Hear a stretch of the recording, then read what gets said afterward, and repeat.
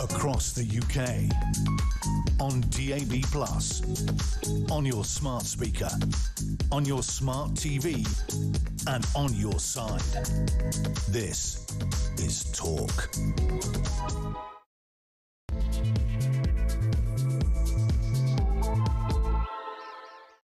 A very, very, very good morning to you on another sweltering hot day across the country. But yes, if you're here today, you did survive the heat yesterday. I'm sorry to keep banging on it. It just really annoys me. Anyway, I'll let that go. 3 minutes past 10 is the time. This is Talk, the Home of Common Sense with me, Julia Hartley-Brewer. Great to have your company, as always. Lots to talk about, and whether you are listening on DAB+ radio or on your smart speaker, watching on YouTube or on your connected device, thank you so much for joining us. Always appreciate your company. Coming up, we are going to be talking about ministers. We mentioned this on the show yesterday, trying to dodge the blame yesterday after the number of illegal channel migrants officially passed the 50,000 mark. That happened around 2-3 o'clock in the afternoon after I was on air. But the former Labour Home Secretary, Jackie Smith, now an Education Minister, blamed the Tories in the morning, claiming what is happening as a result of the last government. Is it? I mean, the fact that they said they were going to smash the gangs, but in fact we've seen the number of arrests for people smuggling go down quite noticeably rather than up, suggests that's not quite working. Among the other things that aren't quite working is our trust in the police. But police forces have been told to release a suspect's ethnicity and nationality in high-profile cases under a landmark new guidelines. Forces will disclose the ethnicity and nationality of a suspect when it could reduce the risk of disorder, they are told, or there are high levels of false information about the incident, usually on the internet, or there is a significant public interest. But they still get to decide. Personally, I'm very much more interested in the nationality than the ethnicity of any migrant and of any suspect, and in particular their immigration status. Plus the extraordinary stats that came out at the end of my show yesterday, official data showing there are now 1 million more people on jobless benefits in Britain since Labour came to power last year. In just a year. In just a year, we've now got 8 million people claiming universal credit. The vast majority of whom are not working and not actually required to look for any work. I mean, if you look at the actual stats, and there's various graphs around, I mean, the sort of preparing for work and all that nonsense, absolutely, we've got a whole load of people who are basically sitting on their fat backsides on the sofa who are not working while we're being asked to pay more tax. And oh yes, that will include inheritance tax. Not for the very wealthy. They've all put it in trust funds. Their kids or they will not end up paying an inheritance tax. But parents could be prevented from making unlimited tax-free gifts to their children before they die under a proposed tightening of those rules, so the Treasury can basically lift the cap on the value of gifts that could be passed on before death. This comes as the Prime Minister and the Chancellor face looking to plug a black hole of up to £50 billion or more in this autumn's budget. So loads of good news for you too. Lots of other good news around as well. Most fascinating of which is a call from MPs for all those under 22 to get free bus travel. It was up to me. I'd ban everyone under 22 from getting the bus. They're the ones who terrorise all the full-paying passengers on every single bus I've been on in the last 20 years. But we'll get to that, and we'll get to that with my delightful guest today, Claire Pearsall, former Conservative Government advisor, and joins us always on a Wednesday. A very good morning to you. Morning. So much to talk about. Let's just get to it. We've got loads of top guests coming. We've got lots to talk about, and I've got 2 questions for you, and I'll tell you what they are so you can get on the phone lines now. But obviously, this 50,000 channel migrants, the official figure coming to Britain since Labour got into power, but a Labour minister blaming the Tories for the record numbers. I'm just not sure that's going to wash, Jackie Smith. I want to know, who do you blame and why? I mean, I'm going to say pretty much everybody involved, but who do you blame specifically and why? Also, there's 1 million more people claiming jobless benefits in Britain since Labour came to power last year. What's your reaction to that on both of those questions, and indeed anything else we talk about today? If you want to call up, you're 21, saying you need free sodding bus fare, give us a call as well. 0344, I'll put you right. 0344 499 1000 is the number to call. You can text on 87222. Get in touch on X at talkTV. Calls are charged at the national rate. Text cost £1. Standard network rate message. Claire, Where do we start? Those official figures. It is now official. 50,000 migrants have arrived across the Channel as of yesterday. So as of Monday, the official figures we get always a day later. It's a record speed under Keir Starmer. He said he would smash the gangs. This is after Rishi Sunak stopped the boats. He's also overseen a fall in the number of people smuggler arrests, which suggests that it's not going terribly well. 192 people were arrested for organised immigration crime in the 12 months to April, down 16% from 229 arrested under the Tories in the previous year. On every possible metric, the numbers are looking worse on illegal migration than they were under the Tories. So who do you blame and why? I think there's a lot of blame to go around. I think the previous Conservative administration has its hands The Home dirty. Office that you worked in? Absolutely, the Home Office that I worked in. I have to say, we didn't have this level of boat crossings when I was there. Just always like to put that out there. But I do think that each administration has to take some blame for this. But Keir Starmer, from day one, said he was going to smash the gangs and this was all going to work. Well, here we are a year on. Yeah. I don't expect things to be done quickly, but you do expect something to have made a difference by now. And again, there's a lot of talk that actually the dropping of the Rwanda plan did actually mean, oh, OK, great, we'll all turn up. There is that argument from the Home Office, I'll give them this, that actually he came into power over a summer. And of course, he's coming into power in the winter. I mean, we know we get more people arriving in the summer.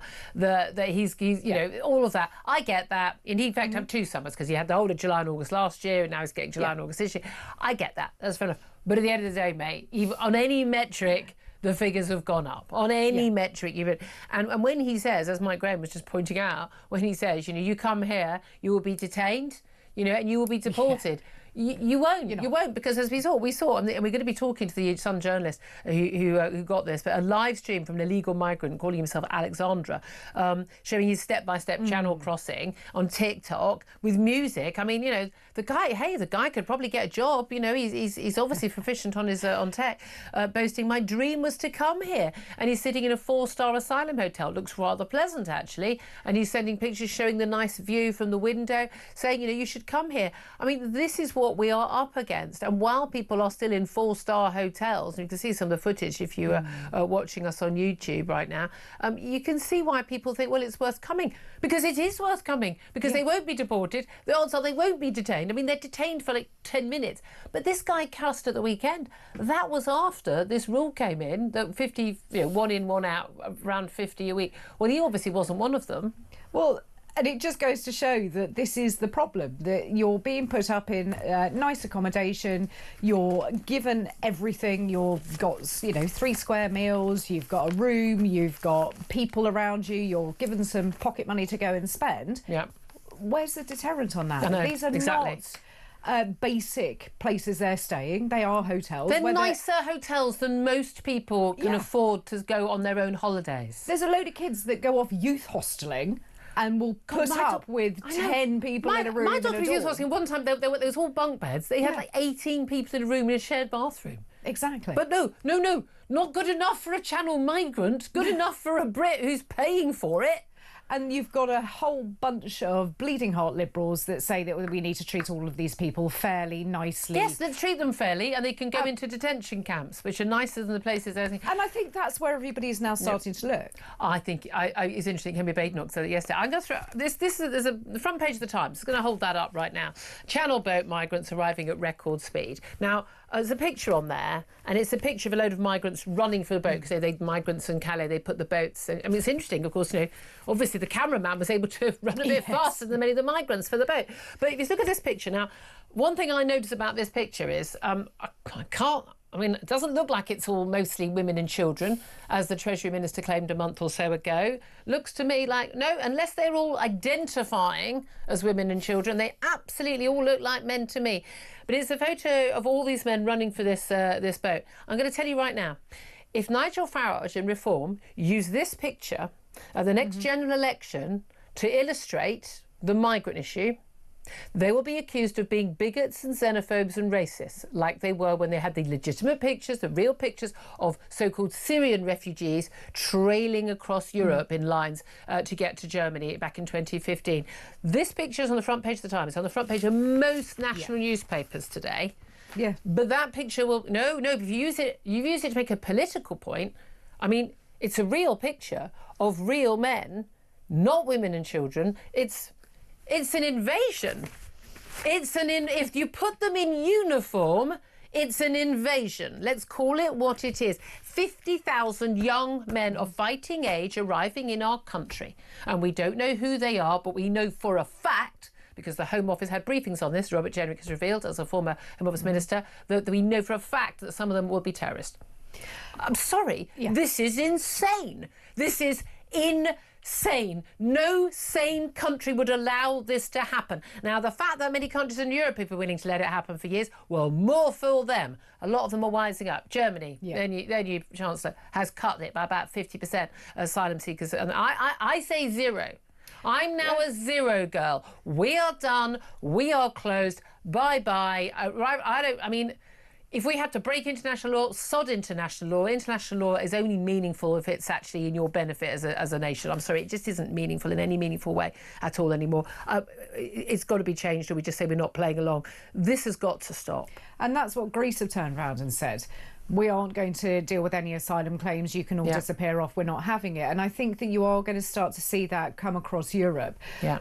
Great Britain is always going to be late to the party, especially when we've got the kind of government that we do have. Yeah. And I think that there are some real issues with what are we going to do with them? And no political party, and this goes for the Conservatives and it goes for Reform, have said what they will do. It's all very well shouting at the votes. Yeah, you need to either you stop them coming, or you get rid of them immediately, or you make their life so unpleasant while they are here. And in prison level, human rights lawyers will go crazy. Well, we're going to have to change the law then. And again, this is the thing. You have to make life so unpleasant they want to leave. It's as simple, and it can become someone else's problem. If Europe insists on having free, open borders in the Schengen area, that's their problem. It shouldn't become ours. I'm really, really done with this. I absolutely am. What do you make of the police being told to release these ethnicity and nationality stats on suspects in high-profile cases? We had a string of secrecy rows. It all started across Axel Rugler Buchanan, and the Welsh choir boy. He's a Welsh. He's born in Cardiff. The man is born in... he on a technical... Yes, of course he was. But, come on. People had seen... Locals had seen pictures. They'd spoken to people who'd seen the man running out of the building and being arrested and things. They knew he wasn't perhaps what their image of a Welsh choir boy was. If that makes them racist, so be it. But people have got eyes and ears. Yeah. And then we had the issue where, about them not giving the information. And then when a car ploughed into a parade of Liverpool, football fans, we were told within an hour that it was a white man born in Britain who had been arrested.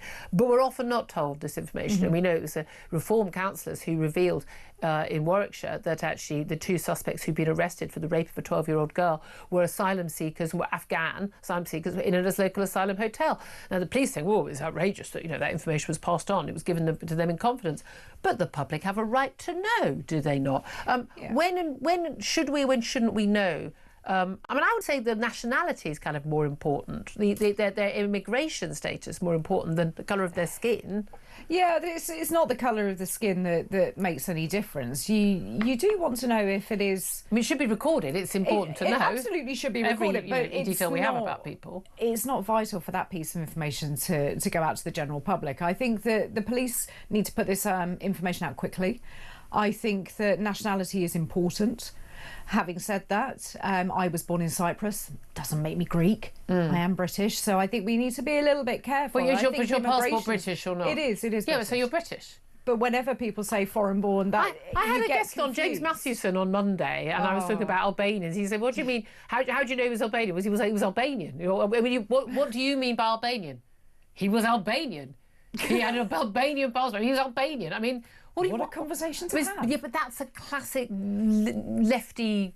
They don't believe in borders, No one's illegal. Point. Everyone can live anywhere. We're all one. Oh, all that nonsense. We are the world. Rubbish. We're British. But I think that we need to know... And it stops all of the misinformation on all sides if you put it out there. If you say this is...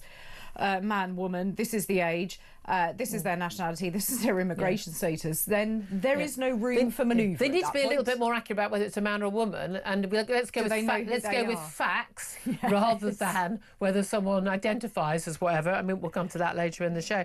Yeah, that is interesting. This also comes at another two more police stories in the news. One is a policing chief, well, he's a police crime commissioner, who's calling on the public to stand up to shoplifters. And I say, oh, well, that's all very well, mate, and I am someone who has challenged a shoplifter, but then I'm a lunatic and I get involved in things, and I probably shouldn't for my own good, because it's probably rather unsafe. But you know, given that most security guards in shops won't tackle shoplifters because they've basically been told it's not worth the risk, it's a bit much. This is a Tory Police and Crime Commissioner for Thames Valley, Matthew Barbie, says the public has a duty to stand up to shoplifters rather than relying solely on police officers. Well, we know we don't rely on police officers. They don't sodding well turn up to shoplifting. If you're not even going to challenge people, he says, you're not going to try and stop them, then people will get away with it. That's not just about policing. That's a bigger problem with society. People who don't do anything, you're part of the problem. Now, I agree with the sentiment, and I am someone who will stand up to people on the tube. I'm loving those guys who tackled the guy on the tube who had his meat and two veg out and was shouting F off with people. Absolutely. You tackle him, do whatever you have to do and get him off the train. No problem with that at all. They should get a hero's welcome, not an arrest or charges. But actually, for a lot of people, and he's saying, I'm not saying you should be like manhandling people and rugby tackling them to the floor, but yes, certainly flag up. What are you doing? I mean, certainly when someone tailgates me through the tube barrier and they're not paying, I always stop and say, no, you sodding well get off, pay your sodding fare. I'm saying sodding a lot, but you know the word I want to be using. Just not allowed to use that on air. But I'm trying to train myself. The thing is, people know that these people are dangerous. Certainly in my local supermarket, the staff have had bottles smashed and then held at them. I mean, they're violent. Someone who will go in and thieve is by definition someone who's not guided by normal moral society. And the local chemists, they say, they come in, if you try and stop them, if you lock the cupboards, they just smash everything up and threaten the staff. So the idea that we should all be sort of going, I say, dear sir, stealing that bottle of wine, that bottle of vodka or whatever, I say, well, I'd so much rather you didn't do that. Please don't. Please put it back. I mean, give me a break. Yeah, but it's also, if somebody does go and tackle them, and I've seen instances where members of the public have tackled and I love them for it. Absolutely, I think they're great, and I admire them for doing it. But they risk, as you know, they risk prosecution should the perpetrator of said crime be injured. They can turn around and say, well, you've done it, that's assault, I want you arrested, and the police will come down on that hero, in my mind, not on the individual that's going to get away with nicking whatever it is that he's nicked. So that's a real problem. It's also... Well, they might have a knife or acid. You've got no idea. The danger aspect. But it's not just for you when you go shouting at the person in front of you to stop doing whatever they're doing, but it's also the other people around you who will get caught up in it. So little Mrs. Miggins in my local supermarket would get caught up if I had a go at someone. But there is an element, I do think, again, if more people stood up, and I feel this whether it's on public transport, in the street, the cyclists, steaming past, I always stop. You've literally just gone past a woman with a young baby. You don't know, or a little toddler. You don't know what the toddler's going to do. You could have killed that toddler. Oh, F off. Which was your problem? Well, because I live here. And if more people, everyone in the street went, get off your sodding bike. I think there should be more people power, but people are understandably reasonably afraid of A, getting hurt themselves, and B, getting prosecuted. But I think we need to have a more have a go society, because if the police aren't doing the job, then we are going to have to do the job for them. Fascinating, so the government talking about expanding their use of facial recognition vans. I was in Oxford Street, London's, in fact, the country's premier shopping street, apparently. I mean, not anymore, if you look at the state of it. I mean, it's just dodgy sweet shops and boarded up shops. I mean, it's really not a sort of top-ranking street at all anymore. But there was a big facial recognition van outside Bond Street tube station, right, so fairly near Oxford Circus, one of the most famous areas in London. There was a beggar nearby, and actually there were 9 police officers all standing around doing nothing, apparently. And I said, there's a beggar over there, blatantly, openly begging. I mean, 10 yards away. Are you going to arrest the beggar? They informed me that it was not an offence to beg. I pointed out that it absolutely still was, and the law had not been fully enacted. And it's interesting. 3 different police officers told me that, and I'm like, really? Because It really isn't. I've literally discussed it on my show like a few months ago, I remember. But they informed me that this was good use of their time. They were on this. Now, it was about, they'd been there since 11 a.m. and it was about 2:30. And I said, OK, so if you arrested people, I mean, you appear to all be standing around chatting. Yeah. How does this work? And they said it was a very good use of resources, and in the last year using the vans they had actually apprehended some 1,000 people. And I said, well, each time with 8 coppers, in fact there were 9 in total, 9 coppers on duty. They said yes, they thought that was a good use of resources. If you work it out over the time they've used it, I would suggest not a good use of resources. No. But they said they were apprehending people who were wanted, court warrants. And I said, oh, well, good, there's a court warrant out for the guy who's a suspect for stealing my handbag last year. Hope you find him. They said, well, you would think it was a good use of resources if they found your man. And I went, if you told me where he lived, I bet you I could find him person. I bet you anything, if I put my mind to it, I could find my suspect bag thief in a couple of days. But then I'd be arrested for doing that, wouldn't I? But what was interesting, I said, so how many people have you arrested today? And they said, we can't tell you that. I mean, you can tell me that. I said, I'm not sure. I mean, they said it would be dubious to give me that information. I managed to persuade the head guy to tell me. And then the head guy, the supervisor, and they're all very nice. These chaps were all very nice. And he said, two people. We have dealt with 2 people. I said, oh, so you've arrested 2 people? And he said, no, we haven't arrested. I said, so you've been here 3.5 hours, 9 coppers, 8 on one side of the road, one on the other. And you've not arrested anybody. I said, but you think it's a good use of police resources. They said, well, by the end of the day, we're definitely, we've already booked up custody suites, so we're absolutely, we know we're going to arrest people. I said, so you're going to get more people at the end of the day. I said, is there a possibility that people who are wanted by the courts, who have a warrant out for their arrest, who know that the police are looking for them, that when they see a big van with facial recognition police van and a bunch of coppers lining the street, they might choose to turn away and walk down another street? Yeah. And they looked at me as if that was the dumbest thing that was ever said. But also, that had been publicised. So the one person has seen the facial recognition van, they would have got to put it on social media, they would have sent a message to a friend, and that information goes around. So if you're wanted, as you say, on a warrant, you're going to go nowhere near a busy shopping area. I mean, because you would have seen on social media that's where they are. Well, obviously I'll contact later to find out if they did arrest more people by the end of the day. But genuinely, it's one of the biggest sort of pickpocketing, phone snatching, bag snatching areas in London. We know there's been a crackdown, but they insisted that it was now a priority. They were really nice guys. I'm pretty sure they wanted to be nabbing thieves. They seem like good people. The fact they didn't know the law in Vegas, I find a little bit worrying. And again, the fact that begging is going to be made. They said, well, he's not bothering anyone. I mean, I don't think that there should be people begging. And I spoke to the man, he was Bulgarian, he claimed. It's like, well, OK, so were you here legally from the EU, in which case you could get a job, or you're not here legally, you've come since, go home. I think those are 2 options that are both valid. Begging on the street in Oxford Street, not valid. But that's what we're up against. I mean, quite apart from the fact that all the law-abiding people, I would say largely tourists on Oxford Street, are having their personal identity looked at, checked against things. I mean, law-abiding people are being caught up in that dragnet. Does that sit well with you?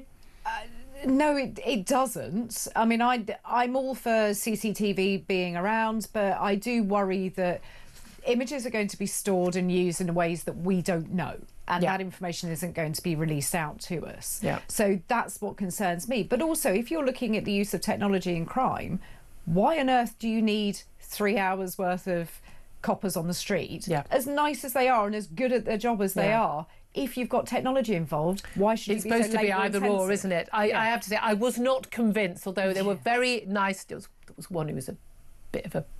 but the others were all very, very lovely. So I was confrontational in asking a question. Like, I think I'm a member of the public. I pay my taxes. I'm entitled to ask how you're spending my money. It seems to me to be a reasonable question. We don't have much money left, just finally, because of course jobless benefit claimants have jumped by, and this is amazing, 1 million in just a year. 8 million people now claim universal credit. Now, some people are working. Yes. Most of them are not working full time. That's why they need the extra benefits.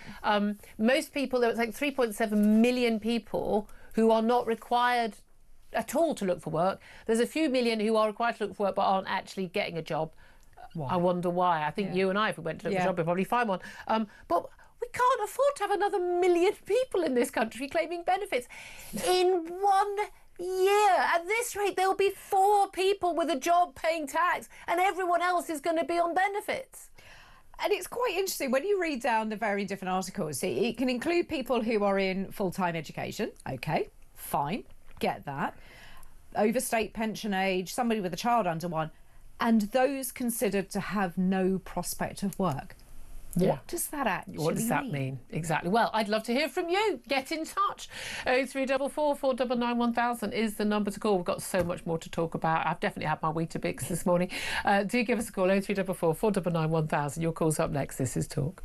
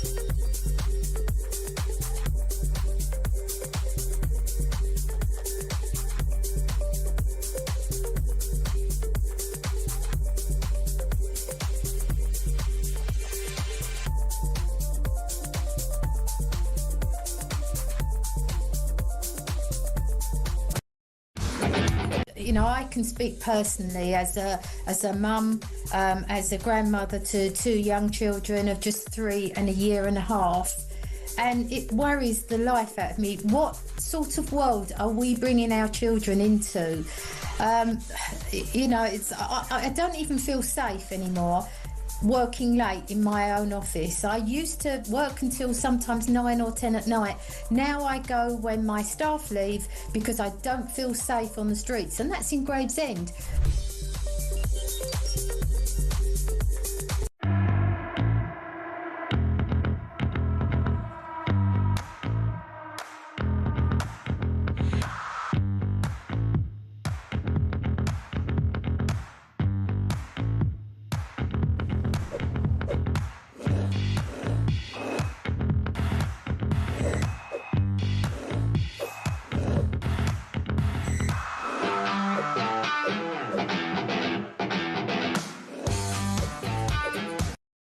Across the UK, on DAB+, on your smart speaker, on your smart TV, and on your side. This is Talk. Good morning, welcome back to the show. It's 10:30. I'm already over time because I've been yapping and ranting too much. Not Claire, she had barely got a word in. Claire, well, I promise we'll talk to you a little bit later in the show. Let's get to the calls though. 0344 499 1000 is the number to have your say. And Carl is on the line in Pinner. Carl, good morning to you. You want to talk about the latest migration figures? Yeah, good morning, Julia. If I was PM, I would stop the boats tomorrow. It's so simple. Yeah. All you do is pick them up safely, as we do, but then you take them straight back to France. What are the French going to do? Start a war against us? Well, there is that, isn't there? Realistic. I mean, knowing Macron, probably. I like to think if we go through over the years, we'd probably win. But this is the thing. It'd be good for the economy. I'm just saying, there's plus sides to everything. If they won't accept them, and we can't. I mean, we could just literally manhandle them and drop them into the water, I suppose. But no, not in the water. Just go to a French port and get them off the boat and then pull away. That's all you got to do. We haven't got a leader that has the will to do it. He doesn't seem to want to stop it. No, I know he definitely doesn't really care. He's not bothered. I would love us to do something like that. I think, but again, I wonder if they've actually game played that. Like, what would actually happen if they did do that? Claire Pearsall, you're nodding your head, and you worked at the Home Office. Did they look at that? Yes, yeah, of course we looked at it. I mean, bearing in mind we only had a few boats, but what the French could do in return is collect up everybody that they find on a beach, put them on a boat, and drop them off on the coast of the UK. Oh, so it could get worse, Carl. Yeah. What do you say to that? Well, in that case, all we have got to do is revoke all the French fishing licences. Their French fishermen wouldn't like that. They'd even stop the boats themselves, I reckon, you know. Oh, that's it. But we basically got to go. Yeah. We've got to get a bit of Trump. Got a bit Trump on this. That really do. Carl, I'm loving your work. Go for it. Let's go to Tony. He's on the line in Lancashire. Hello, Tony. What do you want to say? Morning, Julia. Morning. I just wanted to talk about the lawyer situation, these human rights lawyers. Yeah. Are we the only country in Europe that offers this sort of free legal aid? Because it seems to me that they're laughing. As soon as they land here, they're lawyered up. We're paying for them to fight their case to stay here. These lawyers are absolute leeches, because, I mean, they're the ones coming up with, oh, yeah, just say your kid doesn't like Afghanistan chicken nuggets so you can stay here. Anybody else, any other countries do that? Well, that's why my understanding is certainly that France doesn't provide like free translation services, all the lawyers and things, and therefore that's why the people don't apply there. I think some of the sort of probably more Nordic, sort of Northern European countries do, but no, I think we're probably the biggest soft touch on that front. Yeah, because that's got to be costing us a fortune. Not only that, is they just tie it up in months and years, don't they?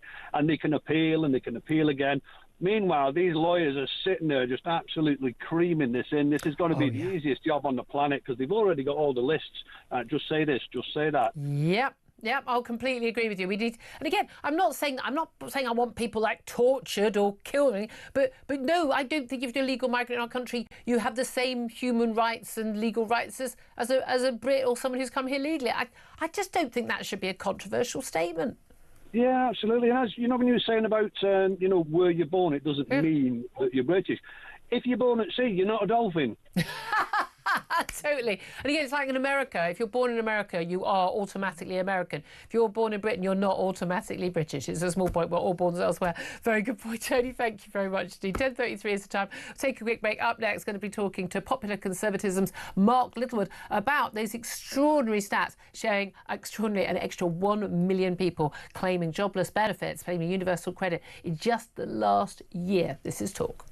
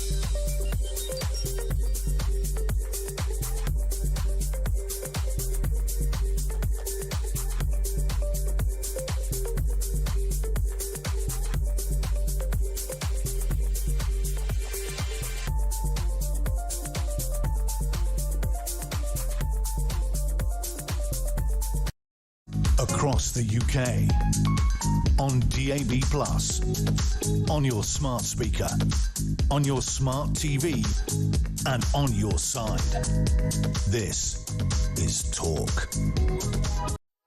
Good morning, welcome back. This is indeed Talk. 10:35 is the time. I'm Julia Hartley-Brewer. Claire Pearsall's still here. We'll find her thoughts on what my next guest has to say. He's Mark Littlewood. He's Director of Popular Conservatism and joins us. A very good morning to you. Morning, Julia. Good to be with you. Good to speak with you. There's lots to get through. Let's start, though, with this jobless benefits claimants. This is the most extraordinary stat. It's up by 1 million. I mean, 1 million in just 1 year. I mean, these stats are pretty extraordinary anyway in terms of it was 5.5 million people claiming universal credit in 2020. And then since then, it has just ballooned. These people must still think we're on furlough, for goodness sake, on lockdown. It's absolutely ballooned to 8 million in total now.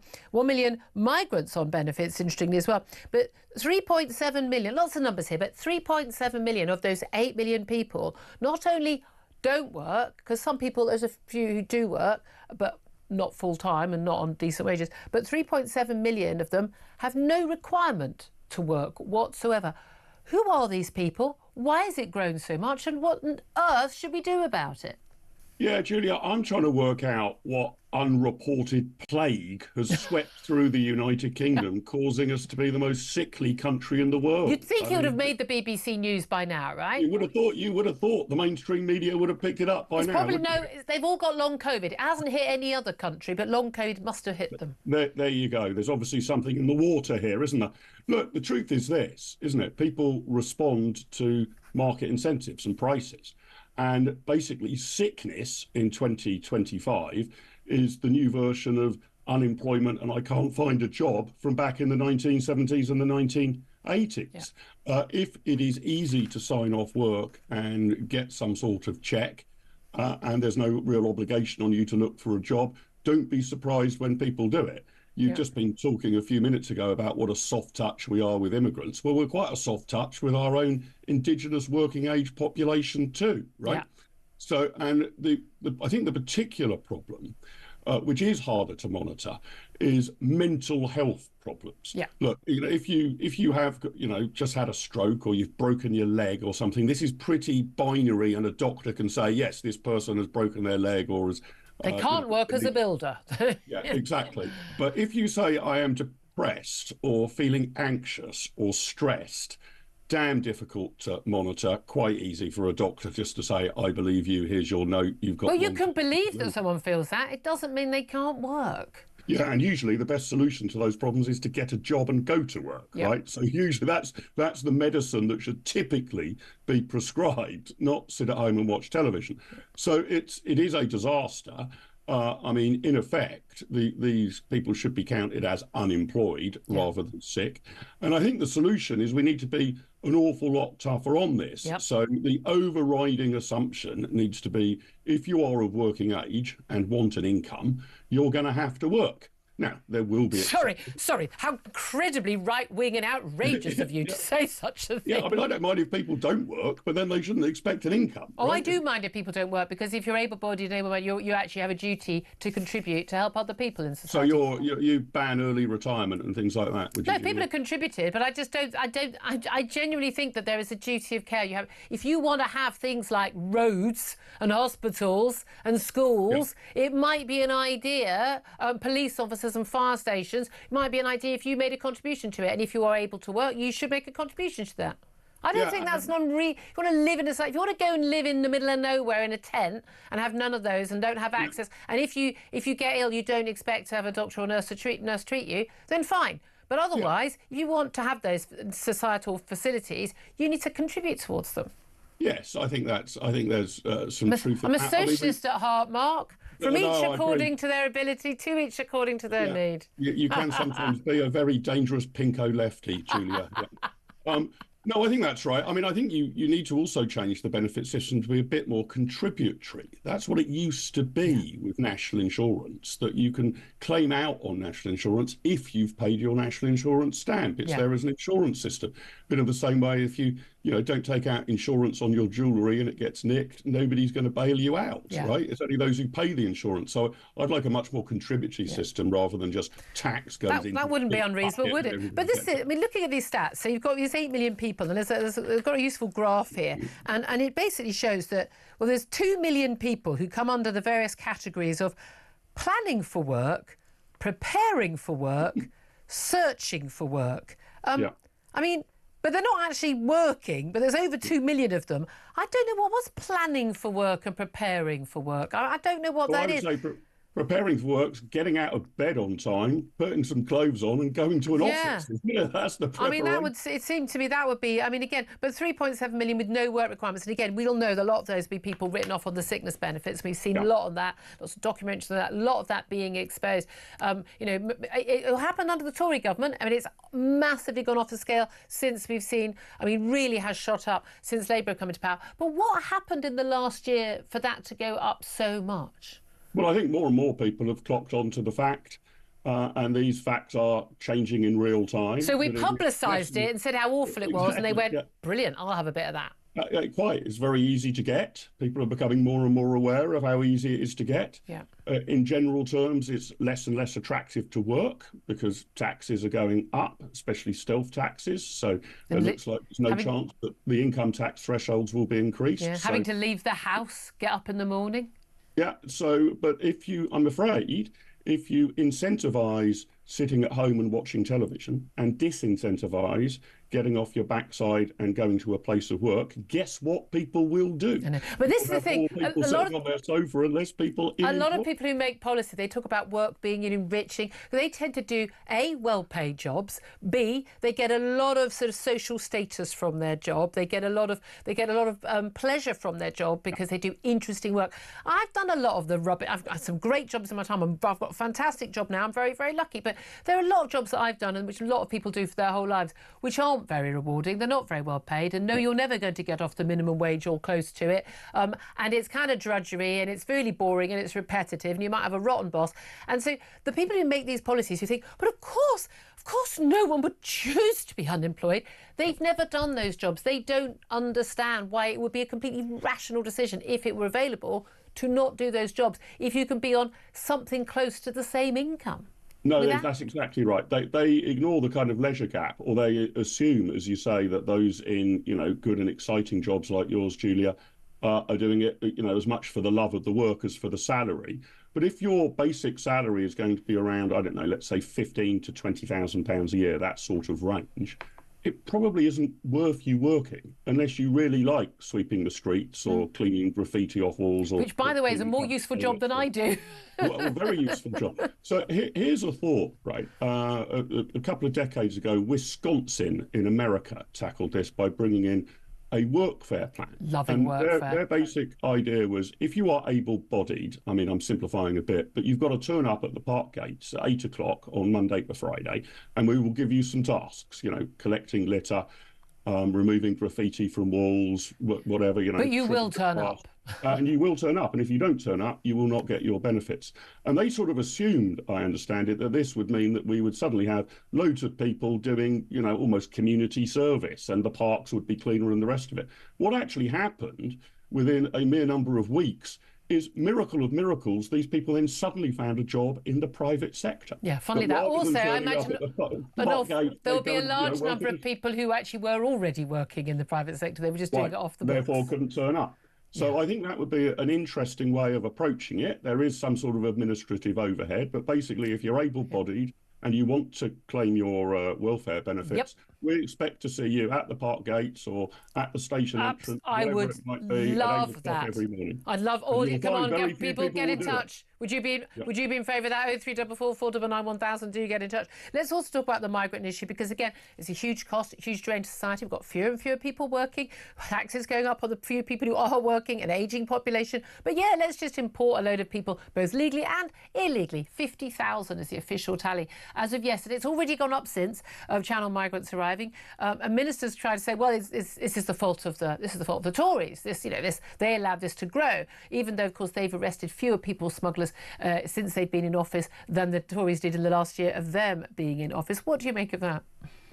Well, look, I'm going to try and be as fair-minded as I can. I think when a new government comes into office, it inherits whatever the previous government, gave it. But we're now more than a year in. And my worry about this government is as if they've turned up and found their houses on fire and are just pointing at it saying, look, the Tories put the house on fire. They're not calling the fire brigade. They're not dousing the flames. In fact, they're pouring petrol onto the flames and continuing to point at it and saying, look what the Tories did a year ago. So there's no discernible plan here. If they'd come in on day one and had a plan, you would grant them a bit of time to allow the plan to bed in, right? You don't expect miracle results on day one, but I can't discern what the plan is. And it does seem like the UK's business model at the moment is to chase out all of our millionaires and billionaires, wave them goodbye as they go abroad, and welcome in vast numbers of people who aren't typically particularly productive in the economy and are often on welfare. That is the UK business model. Yeah, I'm not sure it's going to work out. Go bust. Yeah, I'm not sure it's going to work out well for us. Just fine. I must ask you, because you were at the Institute of Economic Affairs for a long time as well. And let's talk about inheritance tax. We're told on the front page of the Telegraph today that families face a fresh inheritance tax grab because of the current system. Parents can give money to their children in free gifts, basically untaxed gifts, and it's tapered in terms of the tax they pay depending on whether or not they survive the next 7 years or not. So it's within 3 years. If you give a gift, you might give early inheritance to your child. If you then die within the next 3 years, then it will be taxed at 40%, but it goes down to, I think, 8% before 7 years. And if you die after 7 years, there's no tax in it at all. The Treasury is looking at getting rid of that and saying, nope, we're going to tax you on every gift you ever give your child. How on earth do they do that?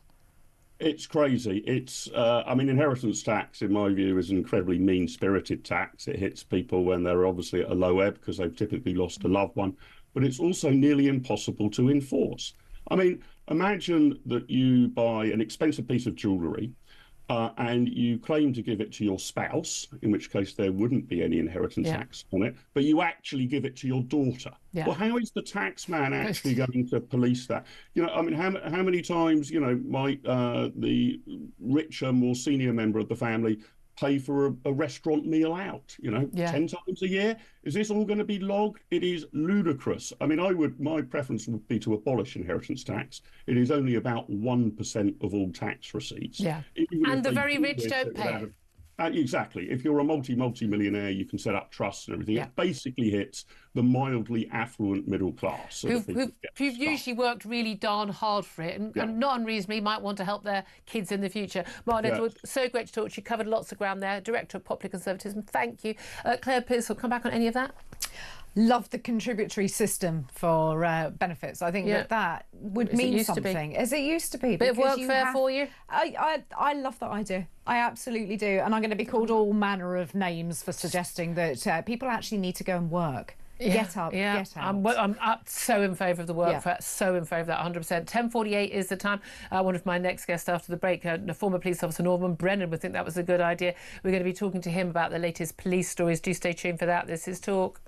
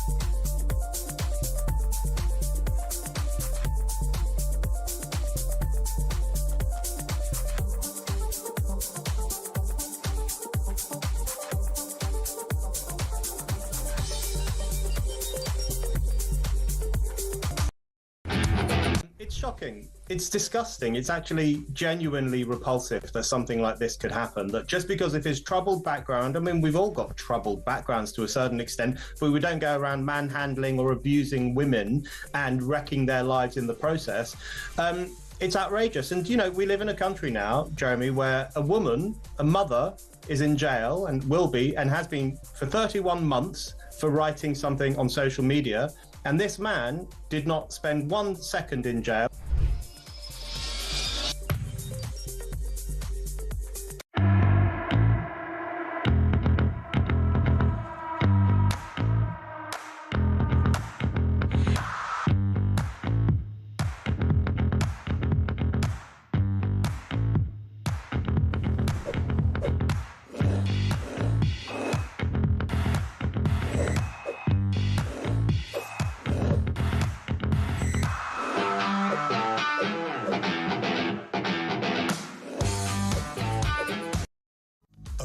the UK. On DAB+, on your smart speaker, on your smart TV, and on your side. This is Talk. Good morning, welcome back. This is Talk. 10:51 is the time. I'm Julia Hartley-Brewer. Let's turn our attention to the latest policing stories now with Norman Brennan. He's a former police officer. A very good morning to you, Norman. Yeah, good morning, Julia. Thanks so much for joining us. Let's talk about this announcement that we've had that police will be the new guidelines are going to be that they should release the ethnicity and the nationality of suspects when there's a high-profile case, when there is concern about public disorder or community cohesion or whatever. Do you think that's the right decision, or should it always be information that is released?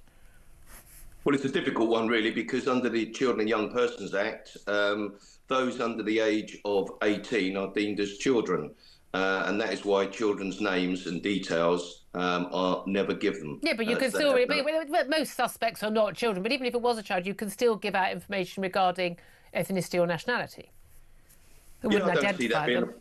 I don't see that being a problem at all. Unfortunately, when I was in the police, when I was on a robbery squad, predominantly the suspects that we were after, about 72% were young black males. Whoever were the suspect, be they black or white, we put out their description.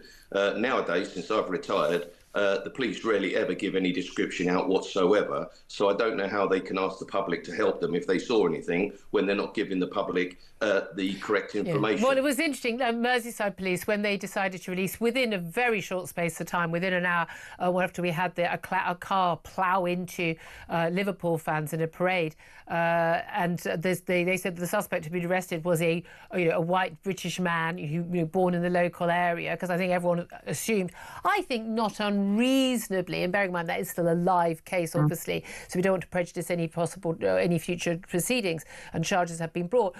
But I think people not unreasonably said, oh, this looks like the modus operandi of Islamist terrorism, because we've had cases where cars have appeared to plough into people, and and it has been Islamist terrorist. So they chose to put that information out. But I think a lot of people felt that if it was the other way round, they wouldn't have put out that information.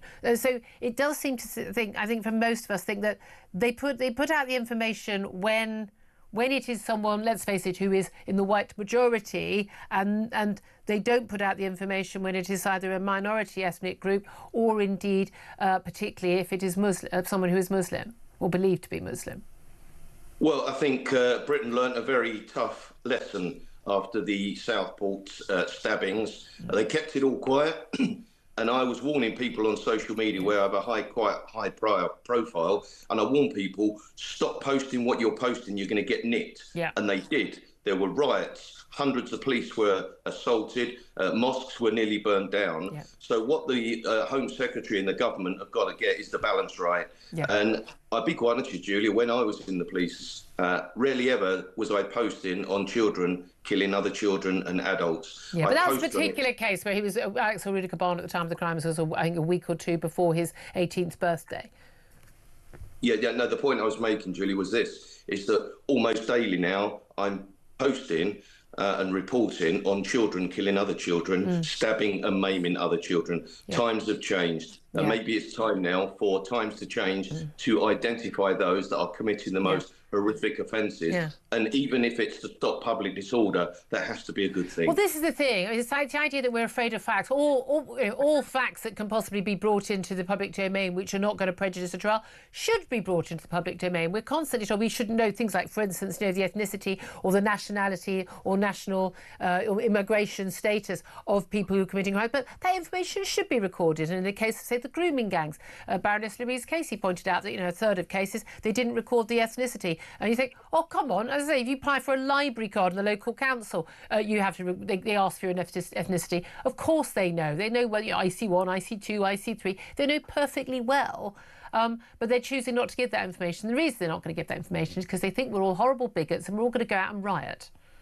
Well, times have changed, as I just said to you, and every time it's like I was one of the spokespersons, well, I was the spokesperson for James Bolger's mother, Denise Bolger, and of course Thompson and Venables were their names were sort of kept away, but everybody within the community, Julia, knew exactly who they were. Social media now, you can post something on social media and it will be in Australia in 6 seconds. Yeah. So the identity is known by everybody except those in the government that actually duty is to reassure society. So I think that such details in this day and age should be given, but care must be also given to ensure that they're not attacked and that there's not public disorder. What did you make of the Warwickshire police? Basically, they knew that the two men who'd been suspected and had been arrested for the alleged rape of a 12-year-old girl in Warwickshire, in Nuneaton, that they told local councillors, but the local reform leader of the council, he told the public, he said the public have a right to know that these people who are suspected of this crime, and again, it's a live case, are illegal migrants living in an asylum hotel. Did the public have a right to know that? Well, I believe they should.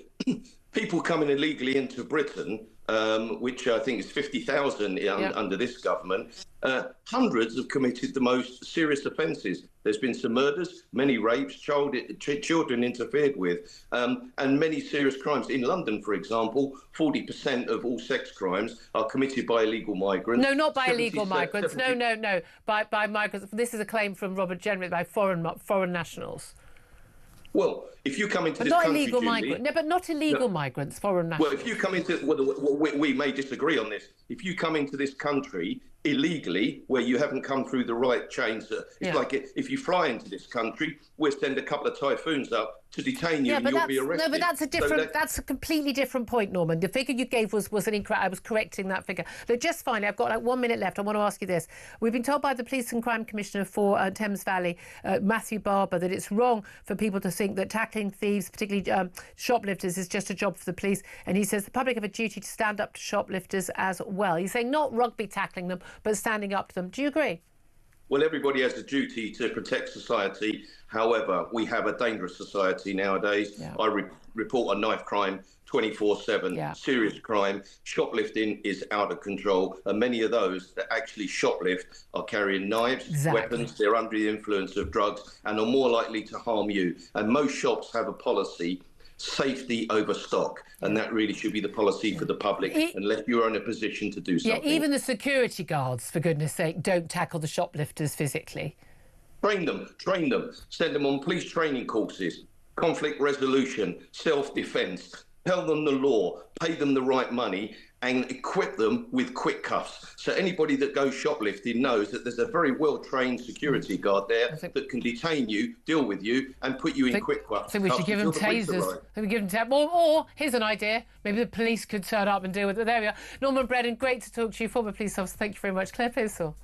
I think we need to get the police to come out to shoplifting offences, because if you stop people from doing that level of crime, hopefully they won't go on and commit anything worse. My local street, I mean, they've got hours and hours. They had the doors closed because they know that's a shoplifting peak time, happy hour for shoplifters. Why is a police officer from the local station not patrolling that high street up and down, can be there within a minute or 2 minutes if anyone reports crime? Would that not help? Would that not help the problem? I'm pretty sure it would, but no, they're too busy with their facial recognition cameras and arresting people for hurty tweets. I'd love to hear your thoughts on this. Give us a call, 0344 499 1000. This is Talk.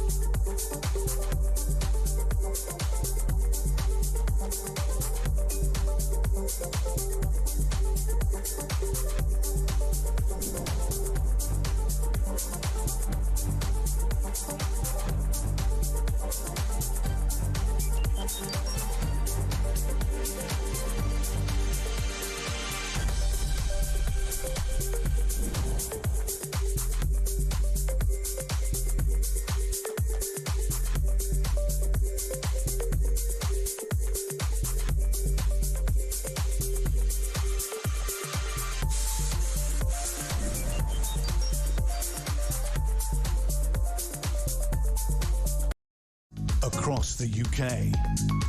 On DAB+, on your smart speaker, on your smart TV, and on your side. This is Talk.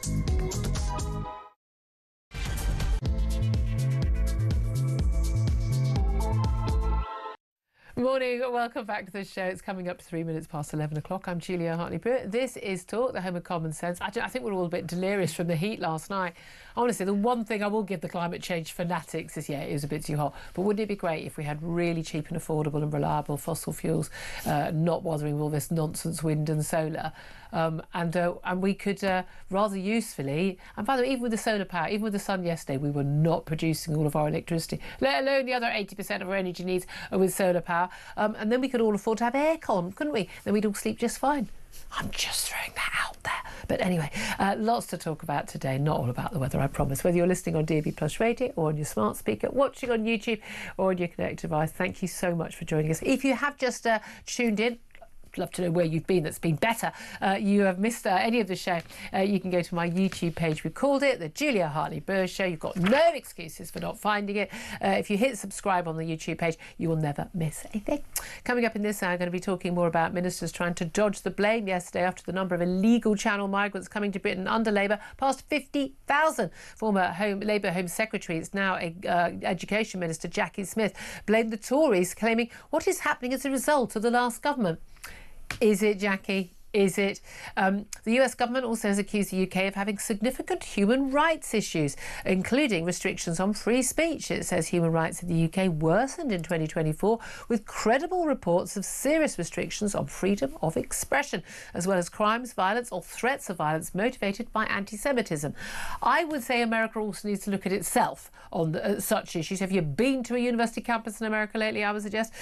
Talking of foreign affairs, though, Ukraine's President Volodymyr Zelensky has said Kyiv would reject any Russian proposal to give up the Donbas region in the east of the country in exchange for a ceasefire, warning it could be used as a springboard for future attacks. And he's wrong about that. It will be used as a springboard for future attacks by Russia. It's very interesting today. Meetings that are going on between lots of the European leaders and Zelensky ahead of that Alaska summit on Friday between Donald Trump and Vladimir Putin, which Donald Trump now says is a listening exercise. I'm not quite sure we need to listen to any more of Putin's abject nonsense and lies, but there we are. And in a Sun exclusive, an illegal migrant boasted on TikTok of crossing the channel by dinghy, saying, "Tell your friends to come."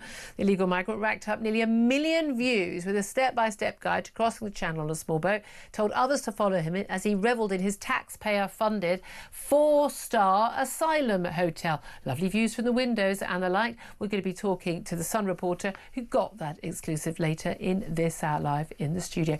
Do stay tuned for that. Delighted to say also Claire Pearsall is still here, former Conservative government advisor. She worked in the Home Office, but it wasn't her fault either. It's no one's fault, was it? No one's fault.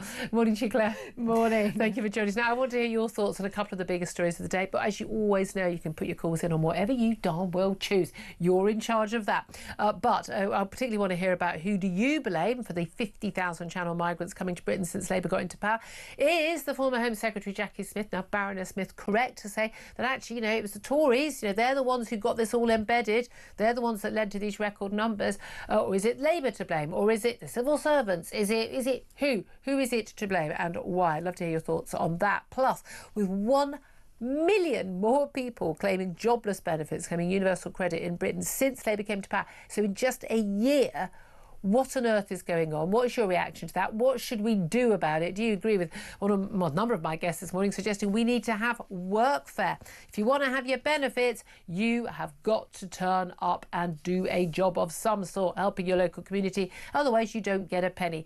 Wouldn't that sort things out pretty quickly? Because at this rate, the number of people more increasingly on benefits, 8 million people claiming universal credit. We've got fewer and fewer people of working age, more and more pensioners, not enough kids being born. At this rate, there's going to be 4 people left paying all the taxes. You just don't want to be one of them. That's all I can say. But I want to hear your reaction to all of those stories. Give us a call, 0344 499 1000. You can text the word talk and your message to 87222. You can get in touch on X at talkTV. You can also send us a WhatsApp as well on that same telephone number. Calls are charged at the national rate. Text cost £1, standard network rate message. Right, let's get started. Let's go through some of the big stories once again with Claire Pissell. I mean, I have to say, we've just been talking about the police stories, but let's focus on, which is still also a police story, really, the Channel migrants are arriving at record speed. Who do you blame? Now it's 50,000 who've come since Labour came to power last July. Well, since Labour came to power, so I blame the Labour Party and the Labour government. But previously, the Conservative administration has quite a lot of blood in its hands for this, but also going back as far as Tony Blair and his open borders plan. Yeah, so thanks for that, Tony.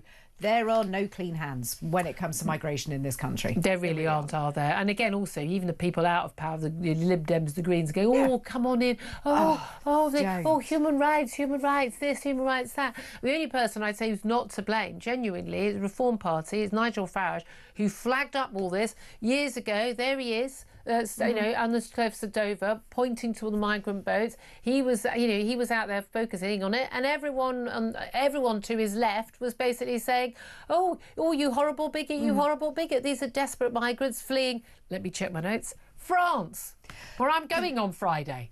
And it's interesting that you bring up the Green Party. So they put themselves as the moral arbiter of absolutely everything. And they think that people should be able to come here because of the climate emergency the country of origin, but then tell us that we also have a climate emergency in this country. So, I mean, if they want to send me somewhere else, please. I would like to be sent, yes, because of the climate emergency, I would like to be sent to the Bahamas, please. Absolutely. That would work for me. Well, I was pointing out earlier, and I'll point out again, because we had, legal migrant live streaming his step-by-step Channel crossing, and what a surprise, people going, I think I'll come. Front page of pretty much every paper today, but I'll give you the Times. The Channel boat migrants arriving at record speed. I'm holding up the picture for those of you who are listening and not watching. There's a photograph of a load of people in Calais running off the beaches into the water to go and get onto a boat. Some other photographers ahead of them, so they're a bit rubbish at running photography with all that equipment, doing better. I've got to be honest with you, they don't look like women and children to me, as the Treasury Minister said a little while ago. They're mostly women and children. Unless women and children have all got beards, I'm pretty sure they're not women and children. They look like young men. They look like men of fighting age. It looks to me like an invasion. If I was sitting on a beach and I saw a whole load of those men turning up, I would think it was an invasion. Oh, because that's what it is when 50,000, mostly young men from foreign countries, come to our country. Now, the interesting thing here is that if at the next general election, Nigel Farage and Reform, or the Tories, they chose to do it, but Nigel Farage, maybe he got in a lot of trouble during the referendum. Was it during the referendum? Wasn't it? During the referendum. Yeah. And he had a picture of the Leave.eu. They had a photograph on a poster of the migrants who in 2015 were just streaming across Europe. Remember those extraordinary scenes, basically saying, "Oh, this was very racist," despite the fact they were people who looked fairly pale-skinned to me. He chose a typical photograph that had been on front pages in the newspapers, but he was called a bigot. Nigel Farage puts this picture onto a placard, onto an advert, on a billboard, in the next election, he will be accused of being a bigot. But it would be totally legitimate. This is literally what's happening, isn't it?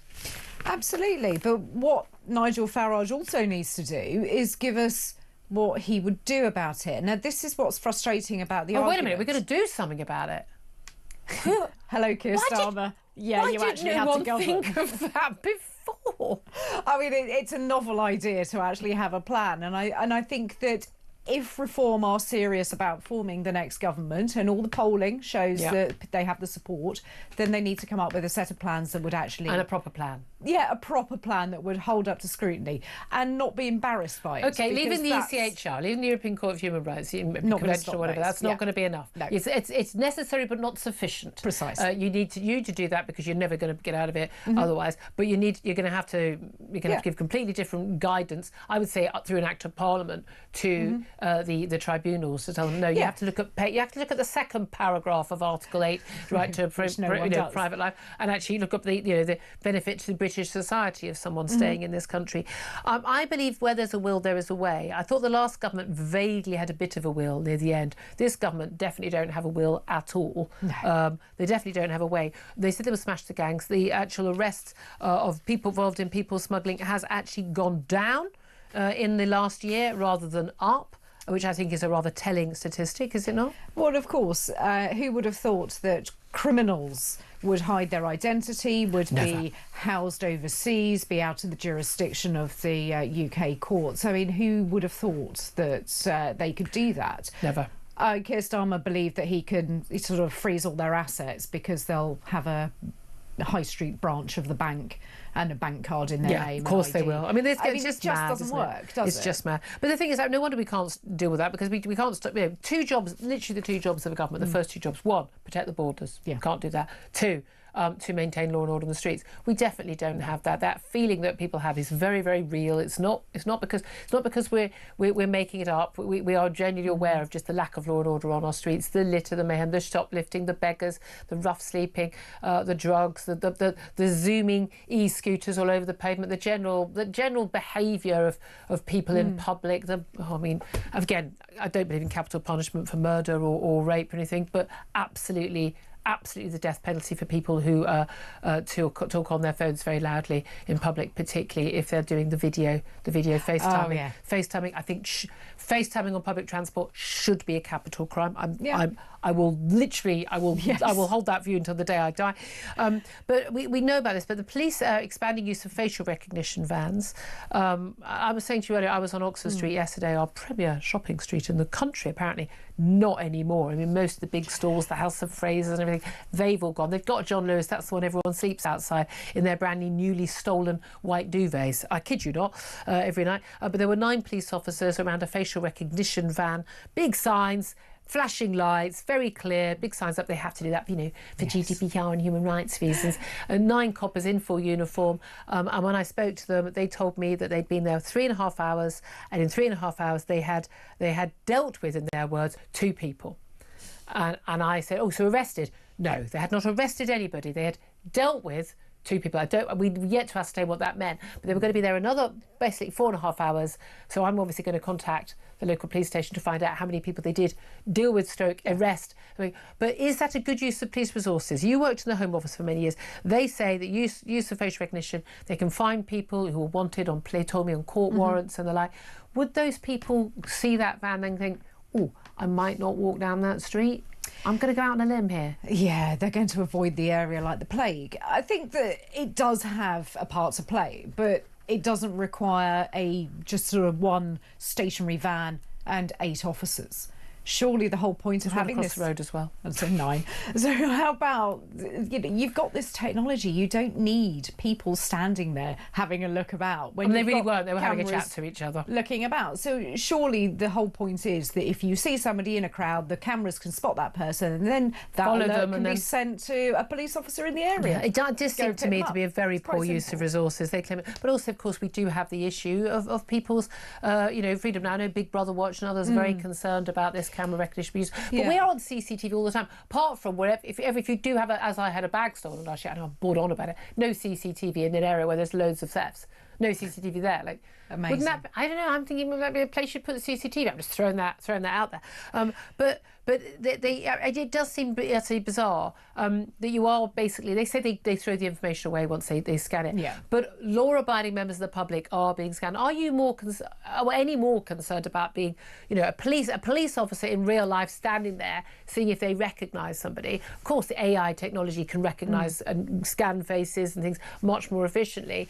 Is that any more sinister, if sinister at all? Because Big Brother Watch and others say it's very worrying, and it's our data, it's our privacy, and they're knowing where we are and what we're doing, and they've got no sodding right knowing what law-abiding citizens are doing. And I read things that Big Brother Watch put out because it is quite interesting to get that side of the argument, but I'm still of the view that we give all of the information that we have anyway. If you have a driving licence, if you have a passport, if you have a Tesco Club card, but police aren't allowed to just ask for my. One reason I oppose digital ID. Yeah. Police officers are not allowed to ask for my ID. me. Police officer says, I want to know who you are, show me ID. You have a right to say no. And what crime do you think I'm suspected of? Why are you questioning me?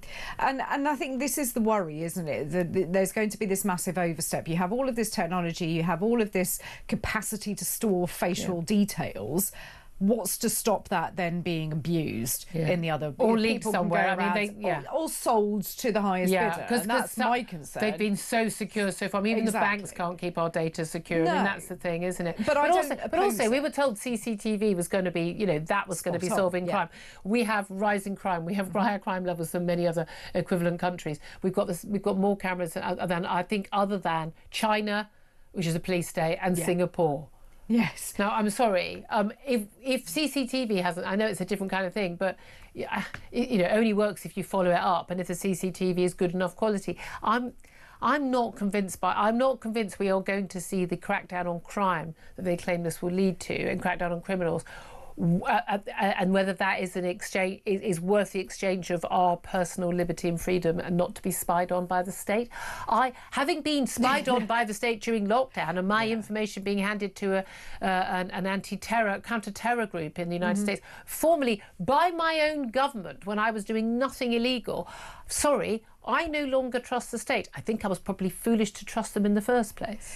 And that is your real problem. But also, if there is no deterrent to a criminal, as in being arrested, being charged, put in prison, then it doesn't really matter, and they can roam around in 30-degree heat with their face covered and their hood up in a black tracksuit, and nobody will get Amazing how many young men on my public transport home seem to be terribly concerned about COVID. Yes, they don't feel the heat. It's 30 degrees, 30 plus on the tube, but they're wearing a puffer jacket and a mask, looking totally unsuspicious whatsoever. But if you did question that, why are you racist? Because that's always you know what it is. But no, just wondering whether you're feeling the heat or not, and what your face looks like. Let's talk about jobless benefits claimants. Up by 1 million. I genuinely was given these stats when we were in the last half hour of the show yesterday, and part of me was like, I think they've got this wrong. They must have printed out the wrong headline. Jobless benefits claimants up by 1 million since Labour came to power. In 1 year, up 1 million. A record 8 million people are now on universal credit, and nearly half of them, 3.7 million, there is no requirement for them to look for work. They've been written off, and even the ones who are required to look for work, you're basically looking at about 2.5 million people who, they're planning for work, preparing for work, searching for work. It doesn't look very convincing to me. Well, I mean, what is planning for work? I know. Planning for work means putting together a CV. Yeah, you're unemployed. You should have all, apply for getting a job. Up, showered, dressed, out the house, down to the train station. That's my planning for work in the morning. Buying an alarm clock. That would be nice. Everybody has one on their mobile phone, so I don't buy any of this I can't get up in time. But also, when you're looking at the younger generations who are in these numbers, what have they been taught by their parents? And I know we always go on about this. We do our middle-aged mum thing, but we're right. Yes, we absolutely are. Your child isn't a sort of law-abiding, contributing member of society.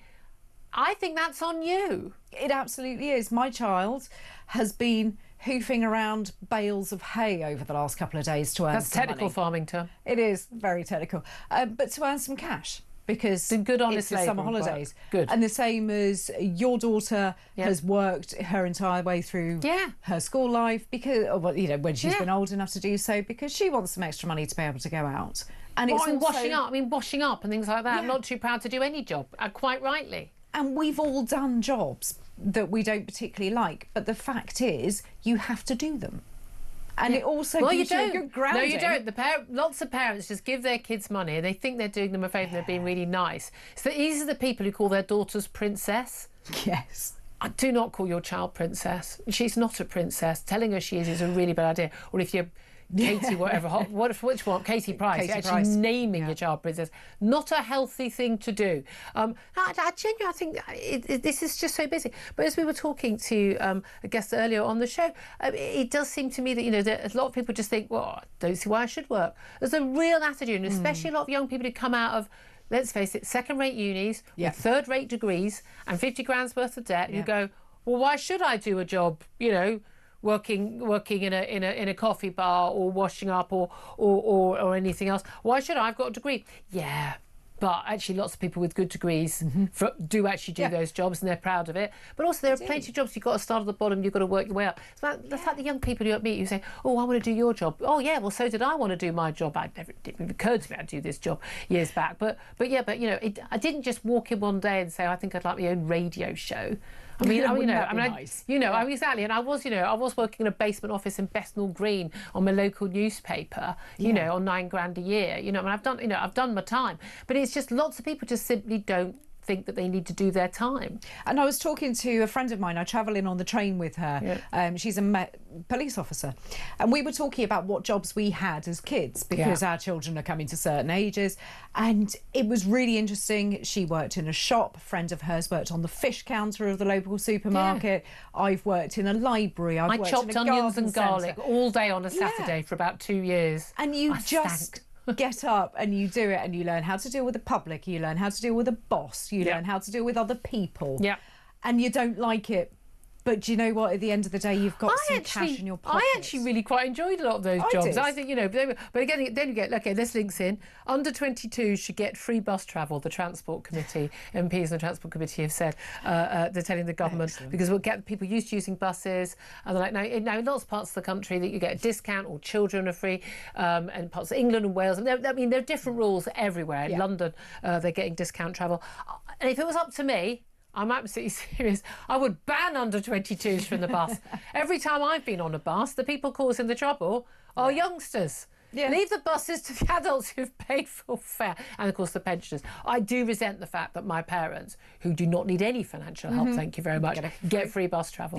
That really pees me off, I've got to be honest with you. It does. I mean, I grew up in an area with no buses. I now live back in the area of no buses, so my child is not going to have that choice, but he's going to have to walk somewhere if he wants to get to a job. And that's why fine. should under 22s get free bus travel? They shouldn't. They absolutely shouldn't. I don't have an issue with when you're under 16 having half price. That's to benefit the parents. Precisely, but I don't have a problem with that. What I have a problem with is giving everything to a group of people who aren't actually going to give anything back. Or they can't afford the £3 bus fare. It's like, oh, but you can afford... I see you walking along with your free coffee, with your £4 coffee from Starbucks. You've got your eyelashes done, got your nails done. The guys have got, designer trainers on. Everyone's got a fake tan. Oh, but I can't afford my bus fare. Oh, do me a favour.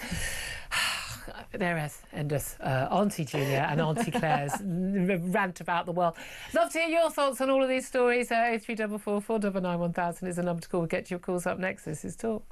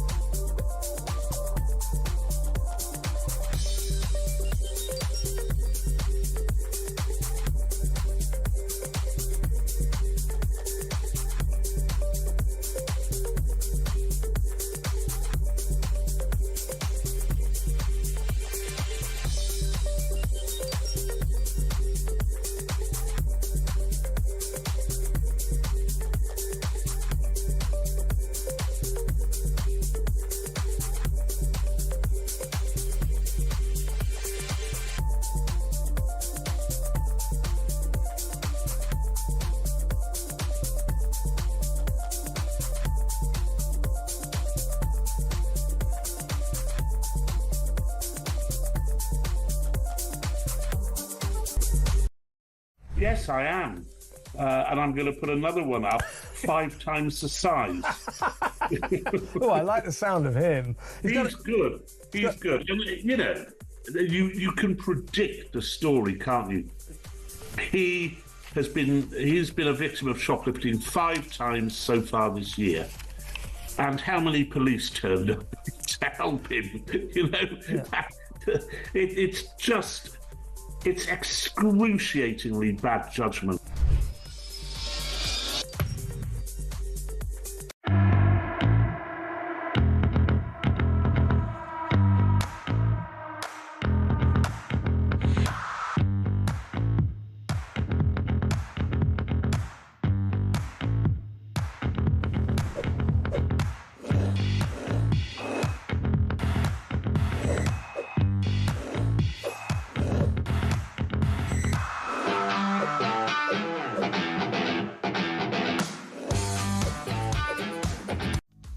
the UK.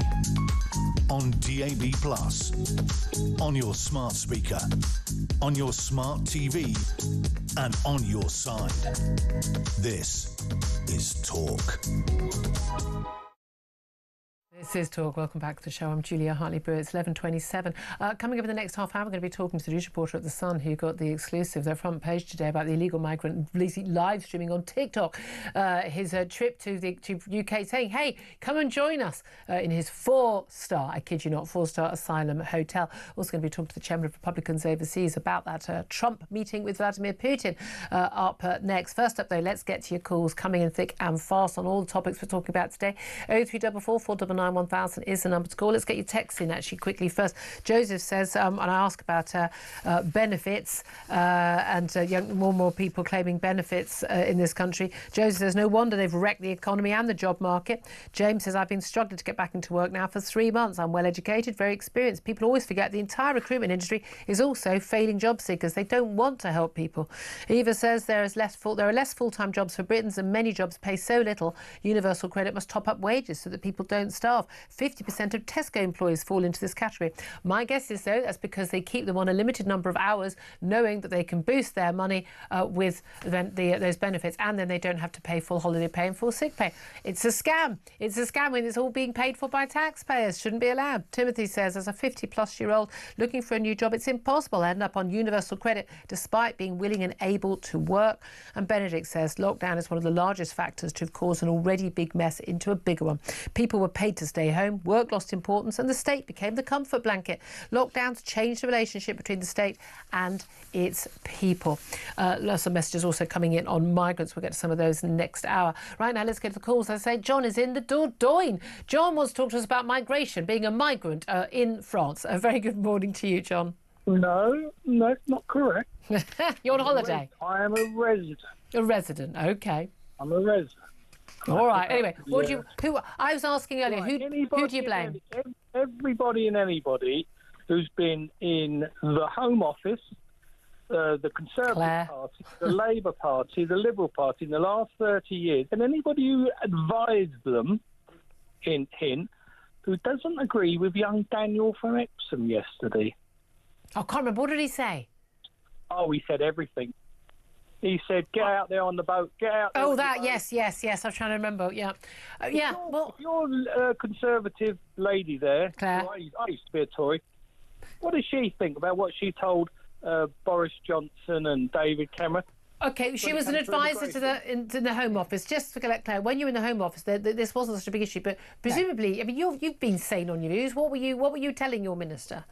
That we had to look at it. It came a problem when we had 200 people coming across on a boat. So that was the maximum that we had. Claire. Pardon? Claire, people like me were called very nasty names by people like you. No, but not her. They did. Yes, they did.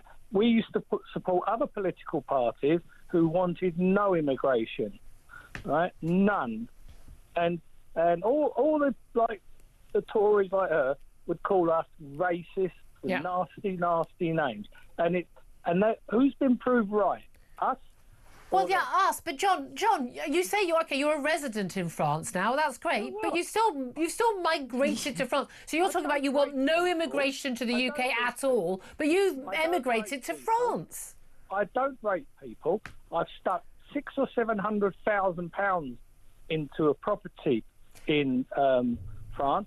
I pay my taxes in France. Yeah, no, I've not got any problem with that. And if the French want to have you, that's fine. But you said you were opposed to all immigration. No. That's what you said. No.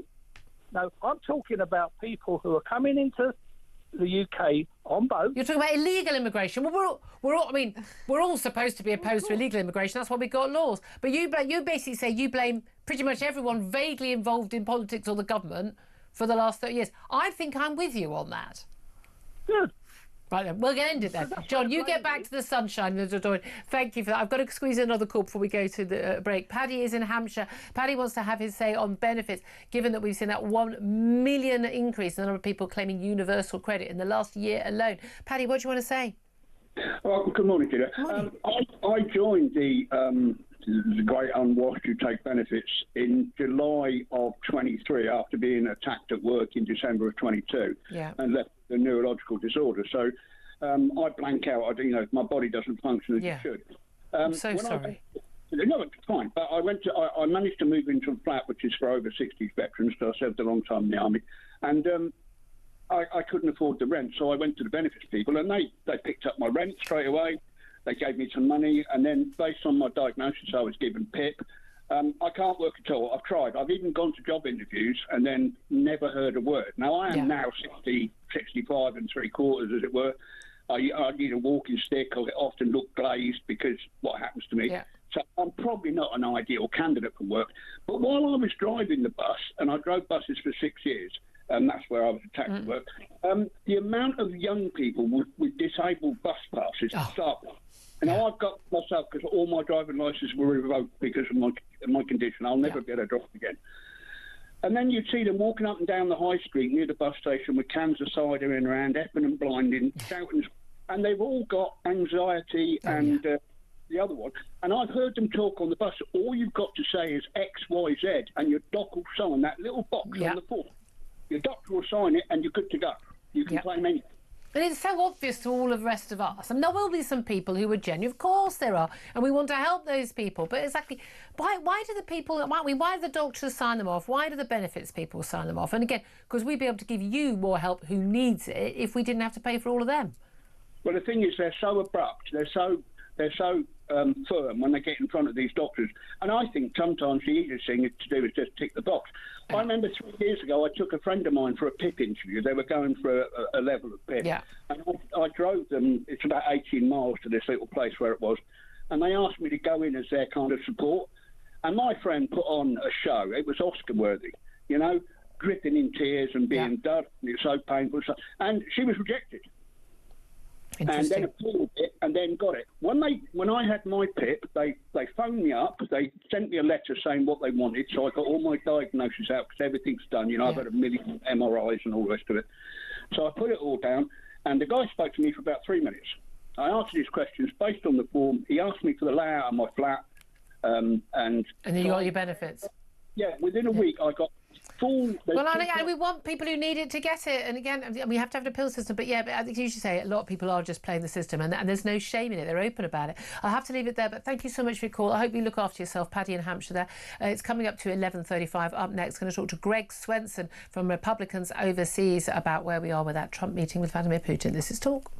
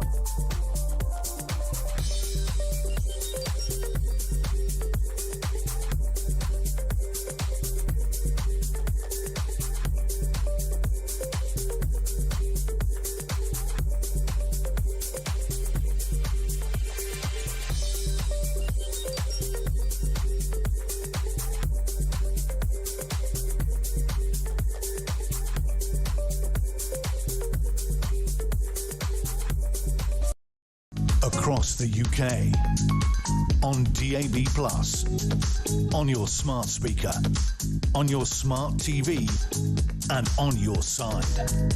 This is Talk. This is Talk. Thank you very much, Steve. Your company, 11:36 is the time. Let's talk to our next guest now, Chairman of Republicans Overseas, Greg Swenson. A very good morning to you. Good morning, Julia. Thank you very much, Steve, for joining us. I want to talk first of all about your president, then we'll talk about your vice president currently in the UK and some accusations about the UK's human rights status and issues right now, Greg. So lots to cover. But let's talk about this meeting Donald Trump is having with the president of Russia, Vladimir Putin, in Alaska on Friday, which they've decided not to invite Zelensky to. It's supposed to be a sort of ceasefire talks, a peace summit. But the president has now said that this is a listening exercise. He wants to listen to what Putin has to say. What more do we need to hear from Vladimir Putin about what he wants from Ukraine than we don't already know? I think it's a bit of an exploration mission, as you pointed out, Julia. I think so. I'm not sure what to expect. I'm not sure the president knows what to expect, but anything's better than body bags piling up, is the view of this president. He's, as you know, he's very much an anti-war president. He's settled, 4 or 5 conflicts around the world in just his first 6 months in office. And he's going to give it a try. He's been trying. He's frustrated, as he's also said several times. He's definitely frustrated with Putin. I think the tariff or the sanctions threat probably worked, at least so far. That's why, remember, Putin didn't show up in Istanbul. He's fired missiles into Kyiv every time, often after conversations with the president or with Steve Witkoff, the special envoy. And so, I think President Trump is frustrated on one hand, but he doesn't want to just walk away because. Well, he doesn't have to walk away. What he could do is exact opposite. That's what Putin wants him to do, is be frustrated and walk away, and then not actually do anything to push Vladimir Putin, because there was some hope in the last month that he sort of hardened up some of his talk about Vladimir Putin. He seemed to have realised that he's being taken for a fool and treated as a bit of a chump by Vladimir Putin. The rest of the world is watching on. That, funnily enough, you can't trust what Putin has to say, and he's not the victim in this, he's the aggressor. There was some hope, but then he seemed to soften his words yet again. Now, I realise that, Ukraine is not the biggest single issue in the world, certainly not for America. They're more concerned about China, so they're more concerned about bringing Russia in from the Cold War. There's lots of other realpolitik, geopolitics being played out here, more than just, the Ukrainian people.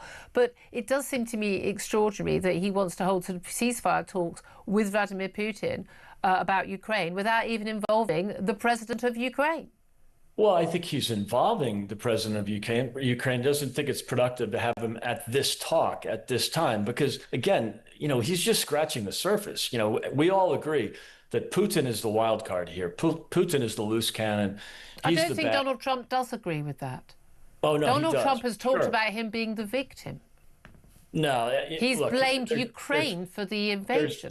There's moments where he, wanted to bring in some sort of, I wouldn't call it common sense, but just sort of some understanding, trying to put yourself in Putin's shoes and understand that Ukraine is not perfect here. That's not. Ukraine doesn't have to be perfect. America's not perfect, but it doesn't give Russia the right to invade it. Julia, what I'm getting at is that to look at different angles is probably productive, again, when body bags are piling up, right? If we could just go in and snap our fingers and end this thing, we would. And I think the American people are on the side of Ukraine, that's for sure. But they also understand that Russia has 4,500 nuclear warheads and that this guy's a loose cannon. So, not much different than North Korea and China. You're dealing with, unusual leaders. Yeah, but Putin's not a madman. Putin is not a madman. He's not one of the. He's not an Iranian Ayatollah. Putin is very, very rational, and what he knows is he can get away with invading Ukraine because if America isn't going to basically provide full air cover and absolutely come to Ukraine's aid and allow NATO to come to Ukraine, then he can get away with it. In terms of the territory, Zelensky's made it very clear he's not willing to give up the Donbass region to Vladimir Putin because he knows perfectly well it'd be the staging ground for the next level of the invasion. This is what people in Poland understand, what the Baltic states understand, what Britain understands, Germany understands, and others. That's the reality. But Donald Trump doesn't seem to understand that. Oh, no, he does understand. Absolutely, he does. But he also understands that the Europeans have provided financial support, but no one has volunteered to go in and actually defend Ukraine with boots on the ground. Well, the Ukrainians say we don't need that. We've got enough men to do that. What we need is the firepower and the air power. They love the proxy wars, where so Ukrainians will die, Russians will die, but not anybody. Who loves the proxy wars? I don't want there to be war, but there's a really simple way for there not to be a war in Ukraine, and that is for America leading NATO to say, Vladimir Putin, your forces will be out of this country. This is the end. At some point, we're going to have to confront Putin. Julia, as sad as it is, that might be the outcome here. The president is completely fine with supporting indirectly. Like, the U.S. will provide the weapons and the munitions at great risk to our own military supplies and our own military capabilities. The Europeans, at least so far, are happy to pay for it, or at least they say they are. NATO is going to be much stronger because of Ukraine, but also because of the president and what he's been saying since 2018, that NATO is basically a joke, and they're not. And Europe needs to step up and pay for its own defense. And I've always agreed with that. This could end up escalating the war, more body bags, more weapons from the U.S. indirectly, sold through NATO, paid for by the Europeans, UK taxpayers. That could be the outcome. That could well be the outcome. But the alternative outcome is that Russia just sits back for a couple of years and then goes again, and then exits the Baltics, and then as a NATO nation, are we going to, there is no good outcome here other than Putin being faced down. He's going to be faced. We have to face him down at some point. I would suggest Friday would be the day to do it. Let's talk about let's talk about the Vice President, though. JD Vance currently on a holiday in the Cotswolds. Personally, I think the Cotswolds are very lovely. I'm not sure that's where I would choose to go on holiday if I was the second most powerful man in the world. He was meeting Nigel Farage for breakfast this morning, apparently having a barbecue and a few beers with Tom Skinner, made famous from the Apprentice. But he's also faced a lot of locals, including apparently Jeremy Clarkson, unhappy about the road closures and the security and all of that. But he's spoken many times in public about his concerns about freedom of speech in the UK and human rights issues. And now we've had a formal accusation from the US State Department accusing the UK of having significant human rights issues, including restrictions on free speech. And this is a new version of the annual Human Rights Practices Report. And it says human rights in the UK worsened in 2024 with credible reports of serious restrictions on freedom of expression, as well as crimes, violence or threats of violence motivated by anti-Semitism since the October 7th Hamas attack. What do you make of this? Well, he's got a point. And so, or the State Department has a point. So, look, I think JD Vance likes the UK, just like the president likes the UK. He's very fond of the UK, especially of Scotland, but I think the entire UK. That was pretty clear in the first term. I think JD Vance, like the president, is concerned about some problems in the UK right now and considers the UK a great friend of America and also a great friend personally. I mean, so he even in Munich, when he first started that criticism, he referred to the UK as our friend. And so you never want to see a friend make a mistake. I can understand that. I've lived in the UK for 10 years. I really love the place, but I see what's happening there. I see what's going on with free speech. I see what's going on with the unrestricted illegal migration. And it's painful to watch. It wouldn't bother me as much if it was somewhere I hadn't lived and somewhere. Yeah, because you feel the affinity with this nation, and we feel an affinity with you, Greg. We're very happy to have you. But this is the thing: we don't have the First Amendment in this country, and so when we have, for instance, restrictions on people's expressions on social media, which many of us are very unhappy about, but also restrictions preventing contempt of court, so not discussing a court case when it's pending, so that the jury can make their free decision without people affecting their views as online. You guys consider that a terrible affront to democracy. Now, personally, I'm a very big fan of those contempt of court rules, as long as we are able to speak freely afterwards. But there is no doubt at all we are seeing massive attacks on our rights as free speech. We've got the Online Safety Act. But is the concern from the Americans about British people's freedom of speech and a fellow democracy, the motherland, if you will, or is it actually all about we need to protect our mates who all came to the inauguration and who are multi-billionaires who run big California-based tech companies and they don't like it because they might get fined? Yeah, I suppose that would be the cynical view, but it's not. It's not the case, right? I mean, people have been making donations forever, and the Democrats, by the way, had 2 times the contributions and from the same. Oh, you're all as bad as each other on the donations front. Yeah. And so, look, the president and the vice president are strong believers in free speech. They are frustrated by what's happening in the UK because the UK is their closest friend, their closest ally. I mean, it makes sense, right? I don't think they would care that much if it was some off-the-run country that no one had ever heard of. So So they are, they actually have a care. real fondness for the UK. Well, So if they can help that. maintain our freedom of speech or get it back, then we'll be very happy. Greg Svensson, Chairman of Republicans Overseas, thank you very much indeed. Claire Pearsall, former Conservative government advisors, no doubt at all, the attack on free speech is very real in this country. It is, and it is getting quite concerning, but I also don't think we need a lecture from J.D. Vance, who took great exception to a meme going round about himself and has sent off the State Department in the Cotswolds to go knock on the doors of all of the neighbours and ask for their details and their social media presence, and they have turned around and said no. Because I think that free speech has to work all ways, so you can't have a go at our country.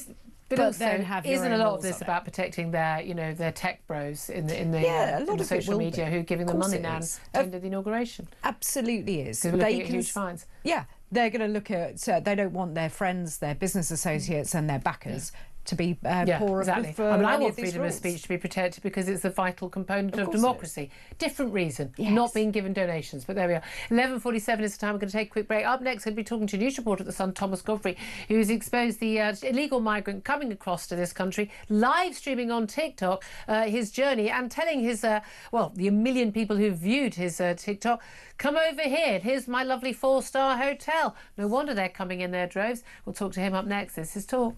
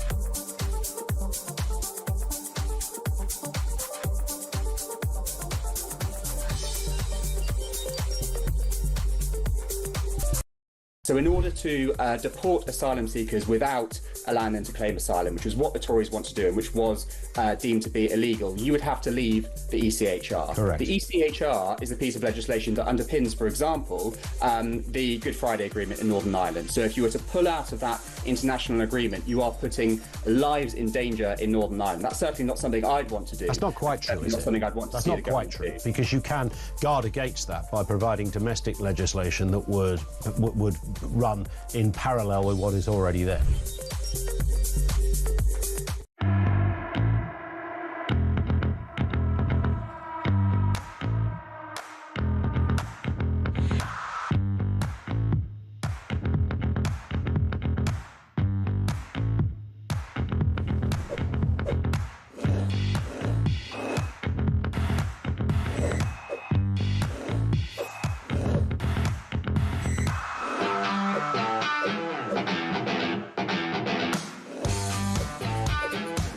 Across the UK, on DAB+, on your smart speaker, on your smart TV, and on your side. This is Talk. This is Talk, the Home of Common Sense with me, Julia Hartley-Brewer. 11:51 is the time. We've been talking this lot this morning about the 50,000 channel migrant mark that was passed. Well, officially, the figure said yesterday, it was already on Monday. It'll already be well over that. That's in just 1 year and a bit since Keir Starmer came to power. But among those migrants who's arrived was one who arrived just at the weekend, when presumably he has been detained and already deported. Apart from that, as part of that one in, one out rule that we were told so much about last week. Or maybe not. Maybe he's sitting in a 4-star hotel. Well, he probably is. And the reason we know that is because he's put it out on TikTok. Let's talk about this with news reporter at The Sun, Thomas Godfrey, who's got the front page of that newspaper today, talking about one particular asylum seeker, illegal boat migrant, who's done just that. Good morning to you, Thomas. Good morning, Julia. Thanks again. Now, it's front page, this guy on TikTok live streaming his journey. Tell us what we know about him and tell us what he's put online and what the impact has been.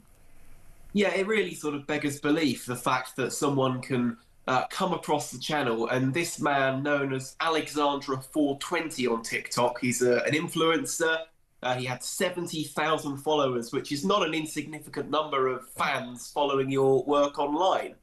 You can see him swinging around on his chair there in his hotel room, and that was the culmination, the grand finale, if you like, to 8 different TikTok videos that racked up nearly 900,000 views on social media, detailing every step of his journey across the channel. It was, in effect, an advert for coming across. He started in Calais. He left Calais at about 4 o'clock in the morning on Saturday, was picked up by the British Border Force, taken into Manston in Kent, where he was processed, and then sent on to the Crown Plaza Hotel in West Drayton, where, as far as we know, he still is today. And of course, we know all of this because it is effectively his step-by-step guide coming across. You can see there. We've got more information. We've got more information from his own TikTok than we'd be given by the authorities themselves about these people. Well, precisely. And the fact is that this man's real identity still remains a mystery. Obviously, we're assuming his name isn't Alexandra, as he goes by on TikTok. But what really fascinated me is that at the moment he arrived into Britain, he did actually make a change to his TikTok profile. He added the British flag to his bio. That was nice. We appreciate that. It's virtually British then. Virtually British. But the interesting thing is, I mean, one of those bits of footage that we've just shown for those who were watching, as opposed to just listening, he actually did a Q&A, a live question and answer session online about his journey and how to do it. Yeah, I mean, this is one of the most extraordinary things I've ever seen from a channel migrant. It was a 45-minute live stream on TikTok, hundreds of people watching along. Some of his guests, and this was all in Pashto, one of the dialects in Afghanistan, we had it translated, but some of his guests appeared to include people in other asylum hotels around the country. Brilliant. They've got a little network. To share their experiences, their joint experiences about how they got into the country. And there was actually someone who came on who appeared to say that he'd been in the same Crown Plaza hotel and called it very nice. Oh, good. So they're giving reviews. I mean, they may as well be on TripAdvisor. Are they reviewing the food and the laundry? I mean, this is a joke. I mean, they're taking the sodding mick out of us, aren't they? I mean, what the most striking thing he said in that 45-minute stream was how, and some of the quotes I can read out, as your country is not your mother. You should go to the best place. This is the best place. I paid my money. I came. I put my life at risk. I mean, another video, he says, this is dedicated to those haters that were happy, thinking we either drowned or ended up dead, and then spins around in his chair and shouts, welcome to London, in the sort of way you might expect a tourist, if they're super happy to be here for even a weekend would do. This man is now here, it seems, permanently. Oh, yes. Well, exactly. I mean, one might, again, certainly wouldn't want anyone to drown or to be dead at all. Although, just as I said on the show earlier this week, I'm not really willing to give any effort to be concerned about this, because people are choosing to get on these boats. They know perfectly well how risky they are. But it is absolutely fascinating. Lots of other papers, your sister paper, The Times, got a front page today. They've got the channel migrants. I've been holding it up all morning. Loads of the boat migrants running to the boats to get on a boat in the morning in Calais. Not, as far as I can see, a single mother or one woman and child among them. Just young men of fighting age running to the boats. I mean, it is extraordinary who these people are. But the key thing about this is that they're blatant and they're open about it, and they know perfectly well they're going to be able to stay. They've chosen to come to this country. He was already in a safe country in France, no doubt travelled to a number of other safe countries as well from wherever he is really from. But he's basically advertising, saying, basically come on in, the water's lovely to the rest of the world. But shouldn't he have been one of the people detained? The government said they were going to have a one-in, one-out policy. They wouldn't give us the numbers, but an internal Home Office document said it would be up to 50 people a week in the pilot period, where someone would be detained and then they would be deported. Weren't sure how quickly. They would be sent back to France, and then we'd get someone else in return, apparently a legitimate asylum seeker. But this is a joke. Yeah, tell your friends to come is what he says on this live stream. Tell your friends to come. I mean, this is not someone saying, I'm so grateful for Britain's hospitality, I'm so happy to be here, I've escaped. It's someone saying, look at what they're giving me. Yeah. Look at the perks I am getting. Look at the service that I am being given. And he does give genuine asylum seekers such a bad reputation, people like this, because all he is doing is advertising other people who aren't fleeing war zones, who are already in safe countries, who come straight across the channel and join him. And you're right, these are the types of people with claims that are tenuous at best. These are the types of people that, as part of this deal, should be already back in France. He's an economic migrant. But here's the thing: you say we don't have his identity yet. Presumably, I'd like to think someone in the Home Office or the Border Force would have looked at this guy. They processed and detained him. Surely they fingerprinted him. They know who he is. Surely, now there's clear evidence that he is just an economic migrant. Bye bye. Well, and they know where he is as well, because they put him in a four-star hotel. It's a very straightforward process. If they wanted to go and talk to him and ask the questions about, well, why are you advertising small boat crossings? Why are you advertising the services of people smugglers, who are among the worst criminals in Europe? Yeah. If they wanted to talk about that, presumably they could. The question is the impetus there? This is only one guy. There's 50,270 others that have come across since July last year, when Labour took office. Who knows who those people are? Exactly. Who knows how many of those? This guy, in all fairness to him, this guy could be among one of the better ones when you go down and you We don't know. He's certainly good on tech. That's one thing. He'll be a wonderful influencer, so I'm sure. Thomas Godfrey, it's a great bit of reporting. It's a great story. Thank you for exposing that. News reporter at The Sun, Thomas Godfrey. Claire Pearsall. What do you even say? What a cracking story. And you're right, this is just TripAdvisor for people smugglers. Yeah. What on earth are they doing? And why are the social media companies not clamping down on it? Yeah, and again, these penniless, desperate people, penniless and desperate, and you're just like, they're not. It's all a jar. It's all just a one big lie. It's a big, sick joke being perpetrated on the British people, most of whom could not afford to stay in that hotel on their own income. That is what's obscene. Coming up, I'm going to ask Ian Duncan-Smith about that. He's on the show a little bit in a few moments. I'd love to hear your thoughts on all these big stories. Give us a call, 0344 499 1000. We'll get to your calls in the next 20 minutes or so. This is Talk. We are, as you well know, the home of common sense.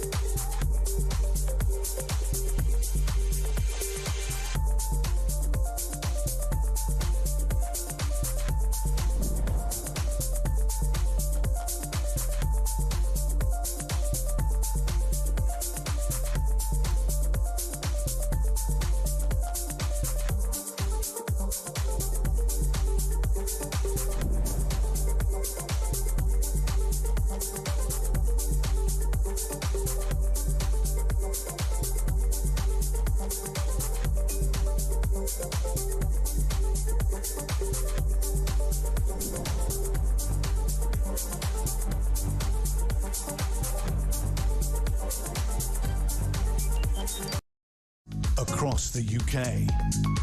On DAB+, on your smart speaker, on your smart TV, and on your side. This is Talk.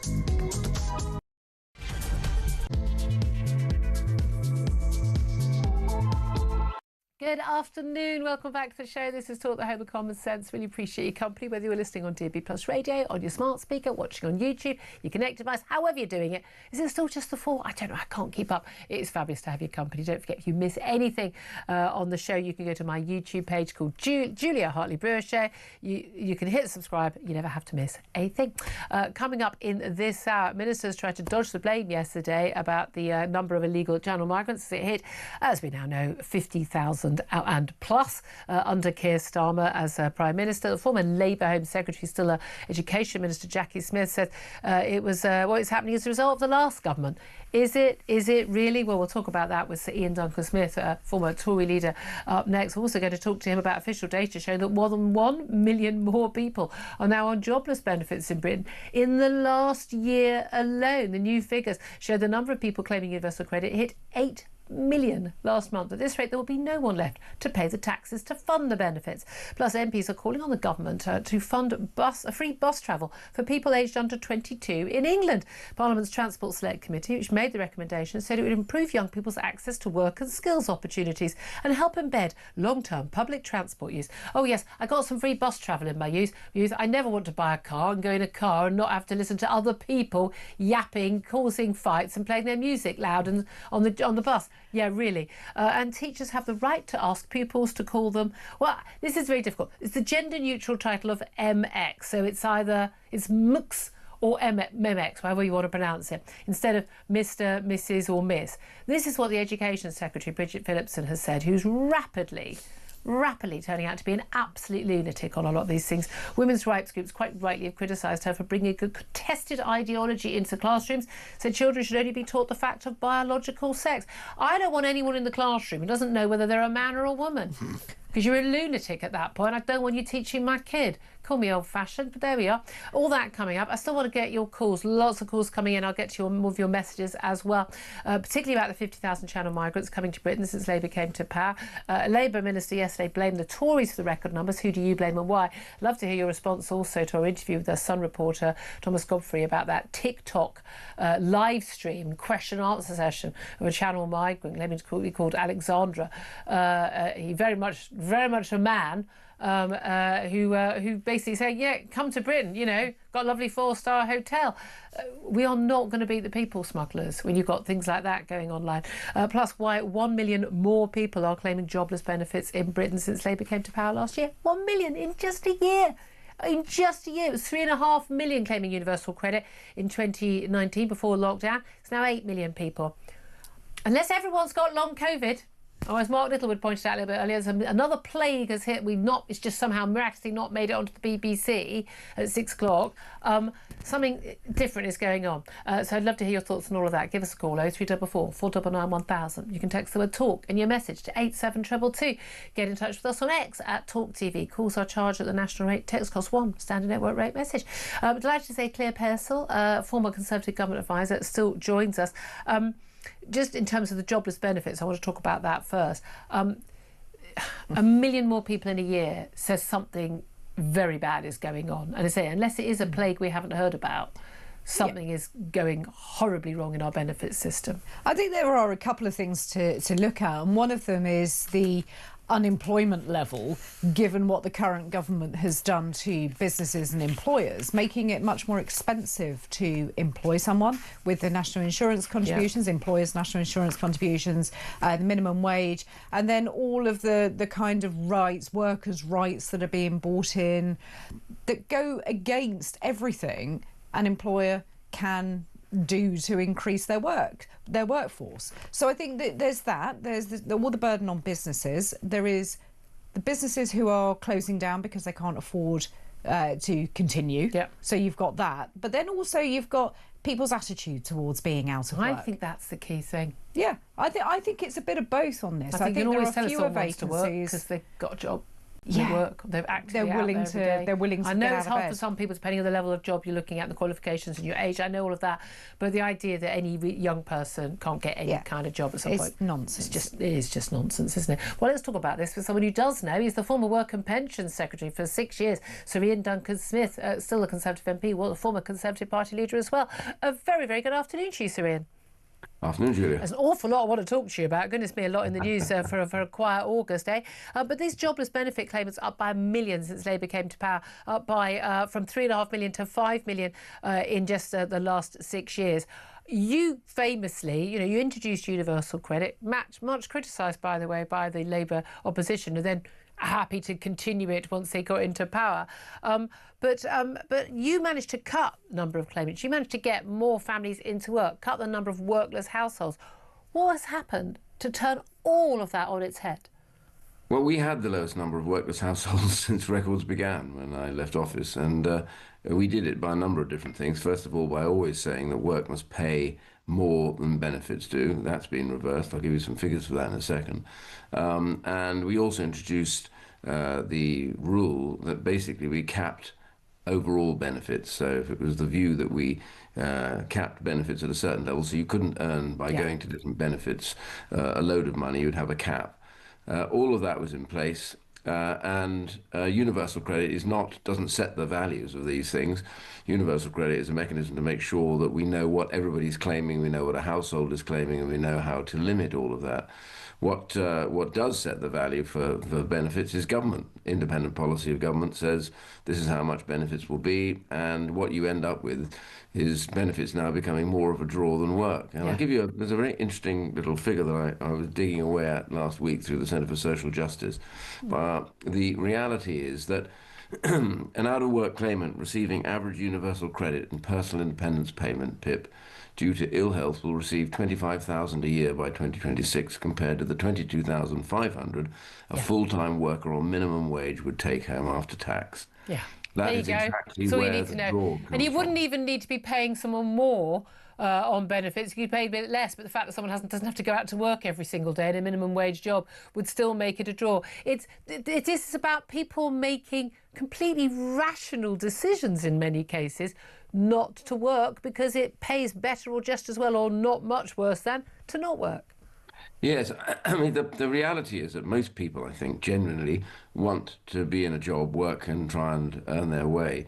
We are, again, dealing with a chunk of people that have got caught up since COVID on the idea that work isn't really that necessary. Yeah. COVID Well, it isn't. Well, it isn't, though, for them. It is. It is, because work is more than just money. Work Well, you is know that, and I know that. But for about them, being it respected isn't. by yourself and your colleagues, and it's about understanding that the money you earn is the money you spend, and you do what you like with what you earn through the sweat of your brow. What you don't have is somebody dishing out money. And No, the you know as well as I do, there are an awful lot of people who think people who go to work every day, particularly in low-paid jobs, are mugs. They think they're mugs, and they can get it all for free.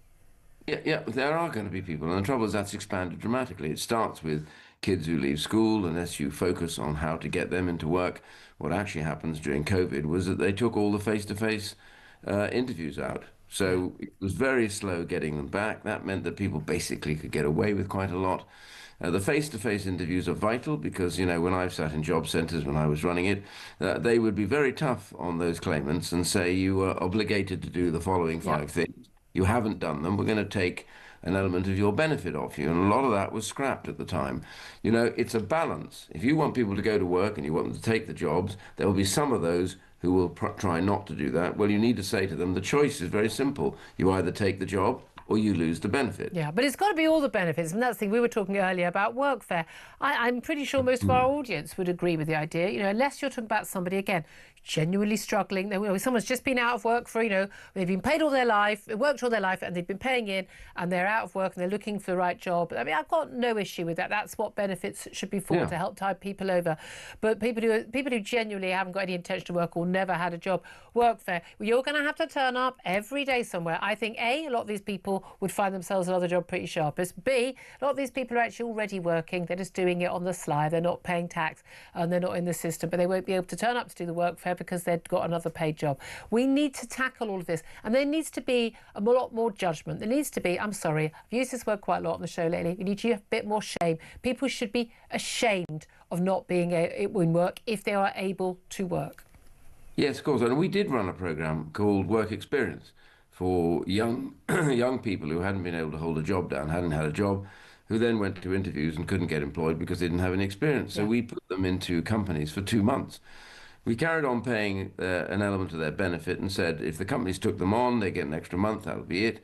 Lots of companies said they'd only do it because they'd give them a chance. In fact, about 60% went into work with the companies they were in because they learned how to get up in the morning, do the right thing, not leave in the evening, all of that stuff. We were attacked endlessly by unions and by some of the MPs by the left to say this was slave labour, that what we were doing was giving companies free labour that they could then abuse. And they just don't get it. The idea is many of these kids that we now call the NEETs, not in employment, educational training, they've had no experience of work. They grew up in families sometimes where nobody had ever done a job. We tried to break that. We did begin to break that. That's why we had the lowest number of workless households. But what's reversed through that has been from COVID onward, we didn't focus on saying to people, there are choices in life. Exactly, and there are penalties for making the wrong choices. I've spoken to so many people who run small businesses, so many people who run really big businesses who try and give people a chance, apprenticeships or trainee schemes, which they've got, they've said, look, I myself started on this scheme and I'm now the MD. Look, this is, we're not taking the mick, we're not using you, not abusing you, but people who literally apply for jobs, don't turn up for the interview, turn up for the interview late, expect to get a second interview, outraged when they don't turn up on the first day of the work, or get their mum to call in and say, well, it's raining, they're not coming in. And people think I'm joking. These are real things that have happened. But let me just tell you, honestly, people have got the wrong attitude. Before COVID, our rules were any of that was sanctionable. Good. So if you didn't turn up to an interview, you got sanctioned. You got your benefits taken off you. If you stepped out of work deliberately, you weren't sacked or fired, you went on to benefits, you wouldn't get your benefits for the first period simply because you had chosen to be out of work. If that is the case, then you get sanctioned. Responsibility means you make choices. The point I kept coming across, why we set up universal credit, it opens the door to do this. What has happened, I'm afraid, is it has not been used for it. We know now when people are out of work, when a household is in work or out of work, what the total money is that a household can have. We could act on that very clearly because we at last, for the first time, which UC does, is it allows us to know what the total income and puts it all into one pot, indeed. Exactly. Well, right. Again, I think most of us just despair, frankly, of the system as it is. We're also despairing about the latest migrant figures.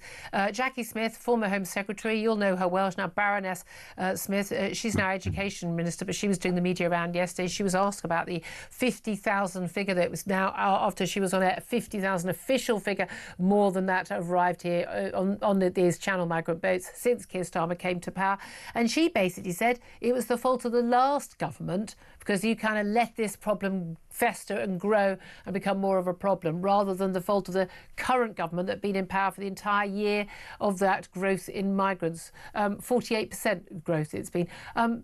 Do you agree it's the Tory government's fault? No, I think the government, the present government, has a huge part to play in all of this. There is only one way to resolve this migrancy boat problem. It's not smash the gangs. That is a lot of nonsense. For every gang that you break, another one springs up in 5 seconds. And the reality is people are prepared to pay. So it's not the gangs, as it were. Yes, they're terrible and all that they do, and people risk their lives, but people don't get on those boats for free. They pay. Thousands of pounds they pay, and they get onto the boats because the boats are theirs as a result of the payment. Now, why are they paying? Because, as you saw in this ridiculous TikTok thing, which I saw just now, you can see why. Because they all think this is the land of milk and honey. That once you get here, that you will never have to return, that you will always receive money, and that all these jobs are open to you, which the British people won't do. So that's where they think they're going. No, and you get a 4-star hotel, and we've seen this TikTok and live streaming. Look at my lovely hotel. Look at the view. Look at the big king-size bed. I mean, come on. So there is only one way of dealing with this, and this is absolute fact. You've got to make a deterrence. You've got to take away the pull factor. The only way to do that is to make it clear that if they arrive on our shores and they are not legally a migrant as a result of asylum, already established before they even left, then they will immediately be sent either home to their country or to a place like Rwanda. The Labour government, the Labour opposition, opposed every element of that, and the courts, as a result of the human rights nonsense, actually then tried to stop it. The only way to do this, and we know that because when we first announced it, when it was about to start, before the courts got their teeth into it, we saw people flying across to Ireland as fast as they could to claim in Ireland. And that's the reason was they thought they would lose their claims here in the UK as asylum seekers. So they were literally, you saw them camping out on the streets in Dublin. And that showed, and lots of the boats stopped suddenly coming over because people aren't going to spend their money if they think there's a chance they won't stay here. Yeah. Now we should have gone to that. And the advice to the government is very simple. Reinvigorate that plan and make it clear to the courts that we are not going to abide by the idea that Article 8, a right to family life, means that anybody can be here. And this one in, one out, by the way, is utter nonsense. It's not one out, one in. It'll be one out, and then one in will come in with all their families. So plus the other 17 who are already here, because under the pilot scheme it's only 50 people. Because they'll come in as legals. Yeah. So exactly. They've got, if you've got a second cousin in Leicester, Ian, you can come in because you've got a link to the country. But that's the point. So let me also ask you about another story, because again that's criminality. These are illegal migrants who enter the country illegally. But we've also got the criminality at a different scale, but shoplifters. A policing chief, or the Conservative Police and Crime Commissioner, for Thames Valley, Matthew Barber, has said the public has a duty to stand up to shoplifters rather than relying solely on the police. He says, if you're not even going to challenge people, you're not going to try and stop them, then people will get away with it. That's not just about policing, that's a bigger problem in society. People who don't do anything, you're part of the problem. He says this is not about, rugby tackling people, but we should all be responsible citizens. That said, Dame Diana Johnson, the policing minister, the Labour policing minister, has said today, this is shocking, that shopkeepers should not place high-value items close to store entrances in an attempt to stop shoplifting. What do you make of both those different pieces of advice? Well, let me deal with the last first. I mean, really, obviously she never ran a shop. The reality is you push everything to the back of the store and not close to the door makes a mockery of the whole idea of what let's not have anything in the shop just in case someone steals it.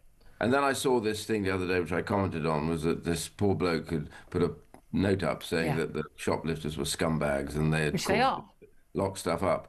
They are utterly scumbags. I mean, the truth is the gangs are involved in this now. It's very organised. We have it. I think it's an epidemic, frankly, across the whole of the UK.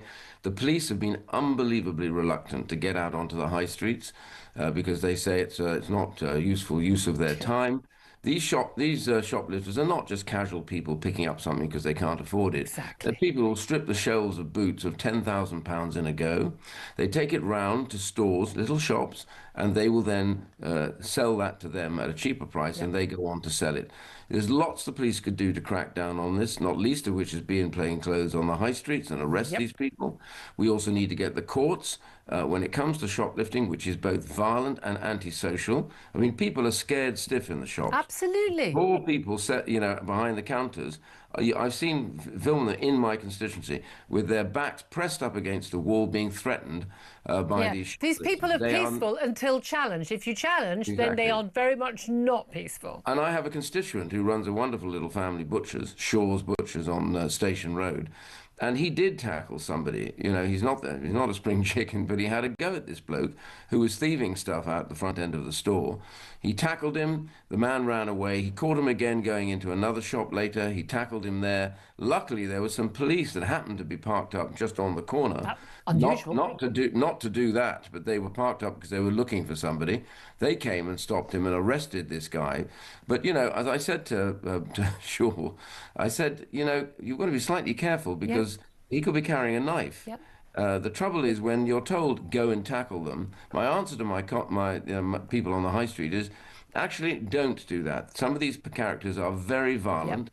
They're gang related. Yep. And they've got three mates round the corner. The police need to be on High Street within 30 seconds of any shop and grab them and take them into custody. And the courts need to put them straight inside. 20 I think on average the shoplifters have been convicted of, so they haven't committed, but been convicted of 21 different offences before they go to prison. I mean, at that point, seriously, I would go third. Off you go, 5 years, bye-bye, off the streets. You could solve this tomorrow if you wanted to. Serene Duncan-Smith, you've been talking a lot of sense. I can imagine an awful lot of the nation nodding away at everything you've said there. Serene Duncan-Smith, former Conservative Party leader, former Work and Pension Secretary, still an MP, thankfully, giving some sense in the chamber. Thank you very much, Steve, for that. Claire Pissell, I mean, he's certainly right on the shoplifting issue, isn't he? Yeah, absolutely. What an insult. You shouldn't have your expensive items at the front of the store. Oh, don't be ridiculous. Again, deal with the crims who are coming in and taking stuff. Don't wear your watch. Don't have your phone out. Don't let's all just stay at home. Let's just stay at home wearing sackcloth and ashes so no one steals from us. Exactly. How about we just deal with the wrong-uns out there and put them in prison? You've got to stop this nonsense, Claire. It'll never catch on. Oh, common sense. Who'd have thought it? If you stop them shoplifting, you then stop them going on to be drug addicts or worse criminals. Exactly. And it is well documented that people start off doing shoplifting and then they graduate. And it's not. And again, these people they're not sort of like young mums who are desperate, for nappies for their kid. What load of nonsense. We are talking about organised crime. Certainly, my local chemist on my high street. They literally have someone who's out on watch. As soon as they put the makeup out, they storm the store, very violent, very aggressive. Stealing to order as well. Stealing to order, and it's sold online. Yeah. I mean, this is it. No comeback to it. But again, by the way, there wouldn't be a market for a lot of this stuff if people didn't buy stuff off the back of the lorry. If it is too good to be true and cheap, it's because it's stolen. Yes. Because it's stolen and someone's been a bit... You might think, oh, well, there's no... Yeah, but these are big companies. Yeah, but, the shopkeeper and the security guards, they're often on pretty average or low wages and they're being terrified every day in their stores. Do you want a shop to go into? Yeah, and that's, you're perpetrating that. You really are. It is fascinating. Look, I'd love to get your calls on this. We'll get them up at X on all the topics we're talking about. Do give us a call if you want to have your say. 0344 499 1000. They're up next. This is Talk.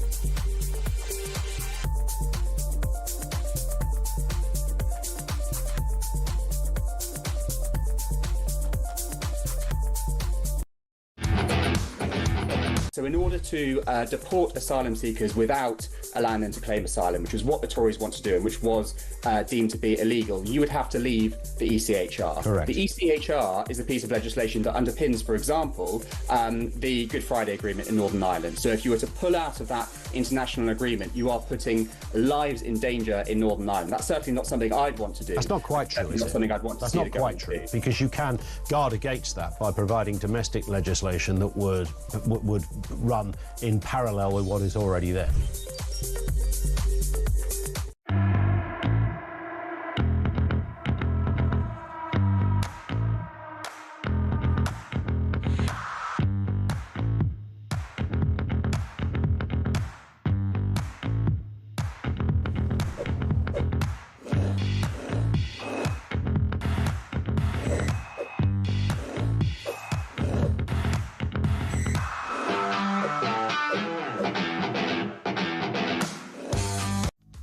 the UK. On DAB+, on your smart speaker, on your smart TV, and on your side. This is Talk. This is Talk, the home of common sense. Lots of common sense from our guest today, lots of common sense from Claire Pearce. So hopefully from me, definitely from you on the phone lines. 0344 499 1000 is the number to call to have your say. Let's speak to Nigel, who's in Portsmouth right now. He wants to have his say on benefits. An extra 1 million people claiming universal credit. What do you want to say, Nigel? Everyone should have a job. If you're able to get a job, you should be able to get a job. All this, you Nazi, Nigel. No, listen, I'm working class, okay? I'm kind of a handyman. Yep. And my 3 children, all in their 20s, they all went to university. One went to a rubbish university, got a pointless degree, but he worked all his way through. He started off cleaning toilets in the leisure centre. Yep. When he was 15, did all sorts of stack shelves, working overnight in Tesco's when he was at uni. He's now an area manager for a German conglomerate, and he earns bundles of money. Thank you very much. Daughter, Work ethic. My oldest daughter, it matters. My oldest daughter in her mid-20s, she started off working in a fish and chip shop, basically cleaning. She then, when she graduated, she took a rubbish job as a gallery assistant in some art gallery in central London. She now runs a gallery. She travels all over the world. She's she's only 25. Yeah. My youngest graduated a year ago. Wow, she did the most rubbish jobs. There's an app called Stint, which is for students to work in restaurants in central London, which is basically doing the dishes. Yeah. She's now got her nose deeply in the trough. She's a chief of staff for some, I don't know, climate change funding or something. There is billions swirling around in that. And she, in the last year, she visited over 30 countries. They need to work. It doesn't matter what they do. They want to work. Because they were brought so up by a mum and dad who worked and believed in the value of work.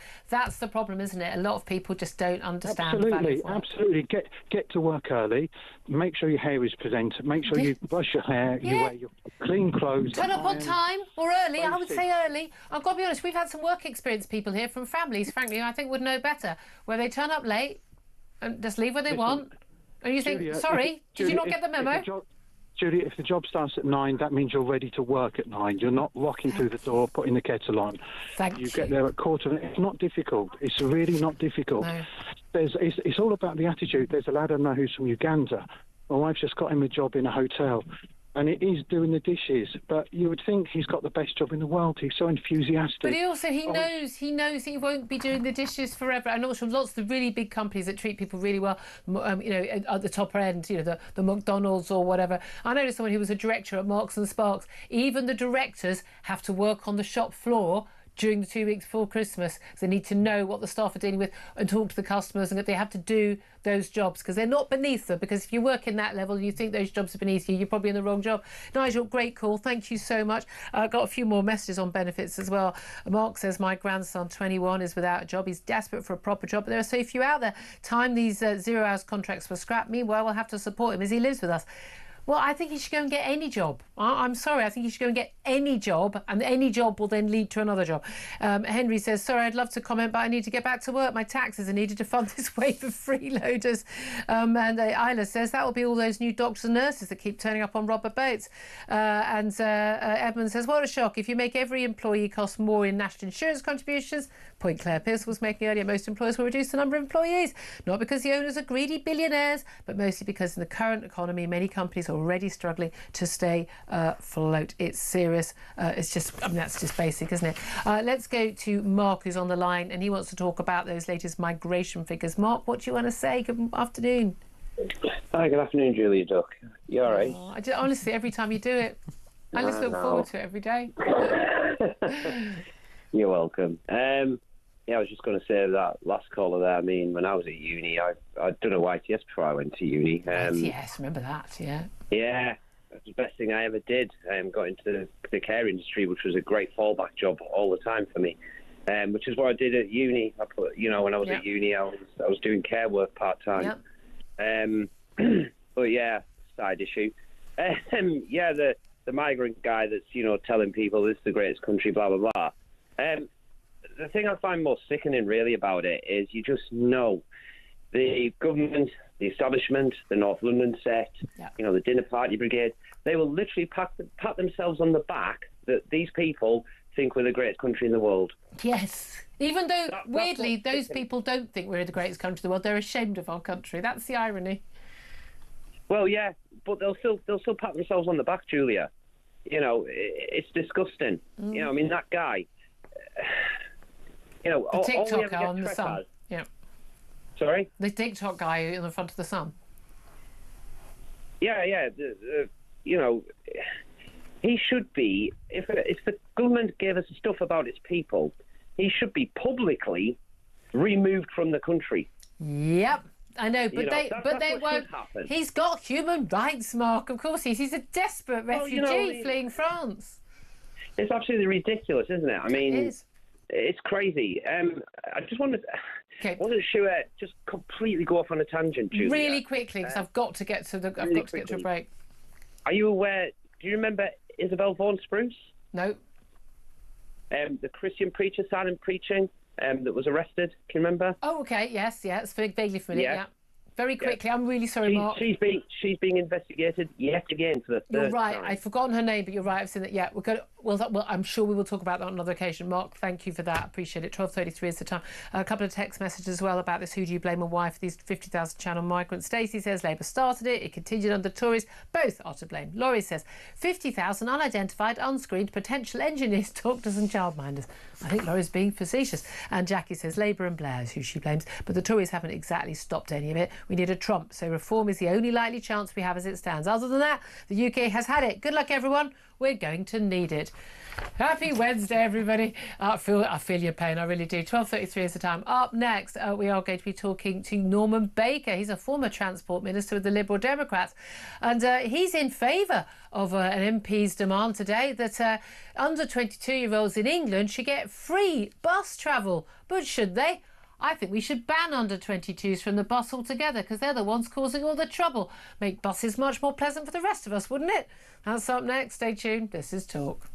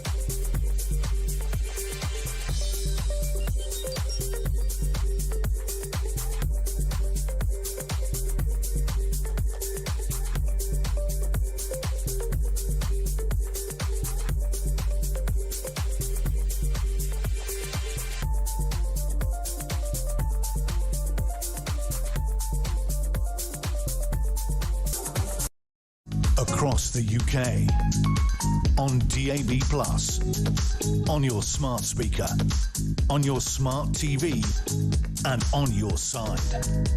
This is Talk.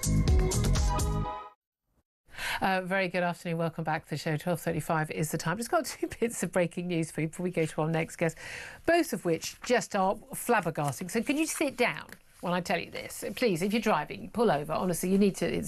So Sadiq Khan, London Mayor, is considering whether to give Londoners flexible working hours during heat waves. It's not April the 1st, genuinely. These are a range of proposals could appear in the London Heat Risk Delivery Plan. It's our 4th heat wave of the year. It's called summer. It's called summer. It's warm. It's summer. But there's a City Hall questionnaire running to the end of the month. And the idea is that basically you would have a right as a Londoner to flexible hours. Staff would be required to fulfil their contractual obligations, but they would be allowed to adjust their start and end times if they so wish. I mean, I just can't even. It just don't bother going to work at all. Again, we're all going to be on benefits. We're going to get 4 billionaires to pay for all the tax. Job done. Also, equally, another they really are this useless story from the government. David Lammy, the Foreign Secretary, he took the Vice President of the United States on a fishing trip this week near his formal country residence, Chevening. Turns out when they went fishing, by the way, to be fair, David Lammy did not catch a fish, J.D. Vance did, and so did his children. David Lammy broke the law because he didn't actually have a fishing licence. You couldn't make this stuff up.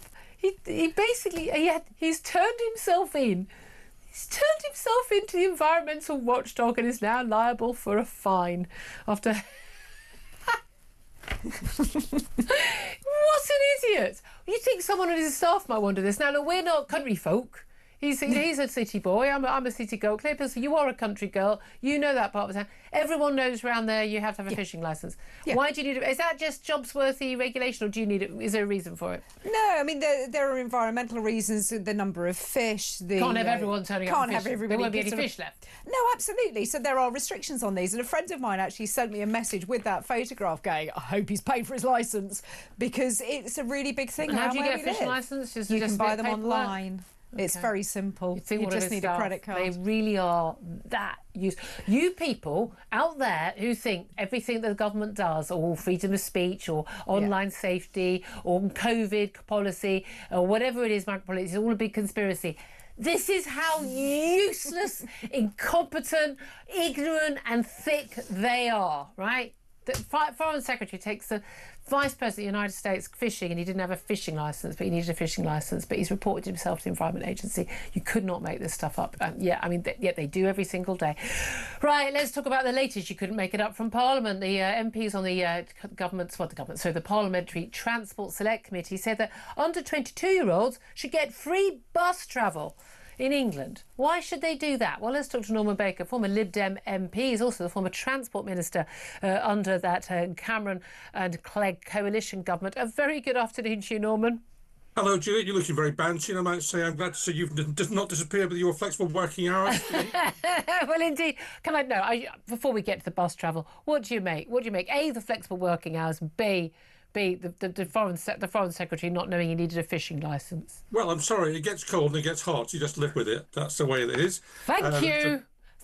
Yes. And as far as David Lamb is concerned, it was just it's just embarrassingly incompetent, I suppose. I mean, I think we've summed everything up very briefly and succinctly and very accurately. Thank you very much, Norman.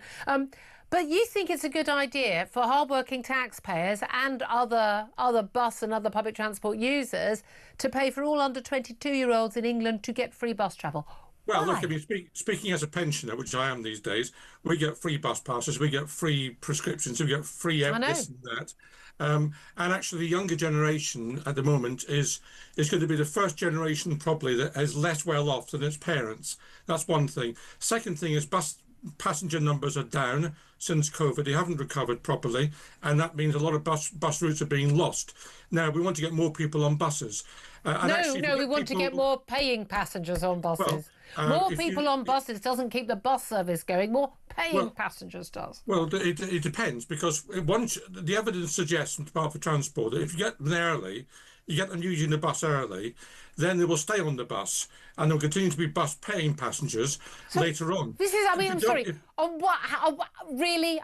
Really? If they can't afford any other mode of transport, buses now, bearing in mind, are the most used mode of public transport in the country, a long, long way more than trains. And people in government yap on about trains, which are caught by most people not even once in a year. However, I used to get the bus to and from school when I wasn't cycling. If the weather was bad or it was too hot, I used to get the bus. I used buses early. I genuinely, the reason I go to work every day, Norman, is so I don't have to get the bus.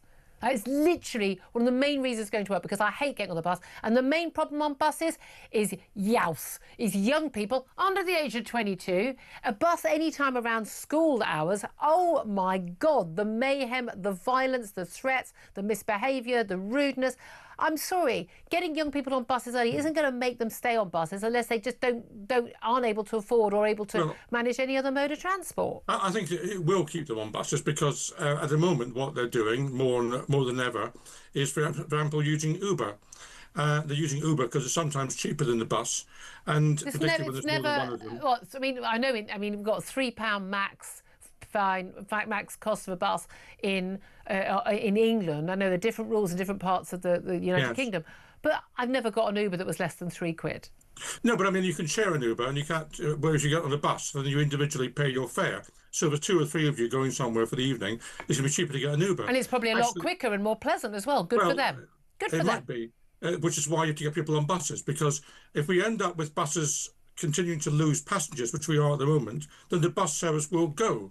And that's the reality of where we are. But hold on, no, if you want more people to be on buses, you need to have more people going out to their jobs and not working from home. So they need to get on the buses. I agree with that. But then paying for their fares. But we can't continue to subsidise everyone. I'm really sorry that under 22-year-olds are struggling, a lot of them, but so are a lot of people who are 23 and 28. I would say the people who are struggling the most would be adults who are like in their 30s or late 20s trying to have kids, who are really, really struggling, putting every penny away to try and pay for the rent or the deposit for a home and pay for children.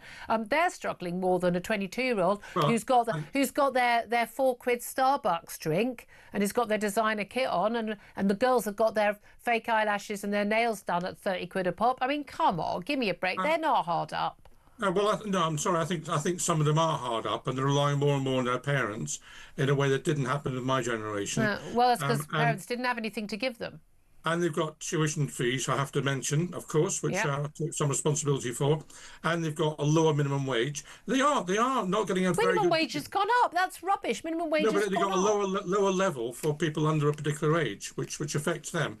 So, they aren't having a great time of it. And I'm going to defend... I'm not saying they're having a great time of it. I'm saying they can afford a bus fare. Well, they could give up other things and afford their bus fare. There's a wider societal point, actually, which is that you want to make sure that you protect public services. Absolutely. And you make sure they're there for the future. And we have to get more people on buses.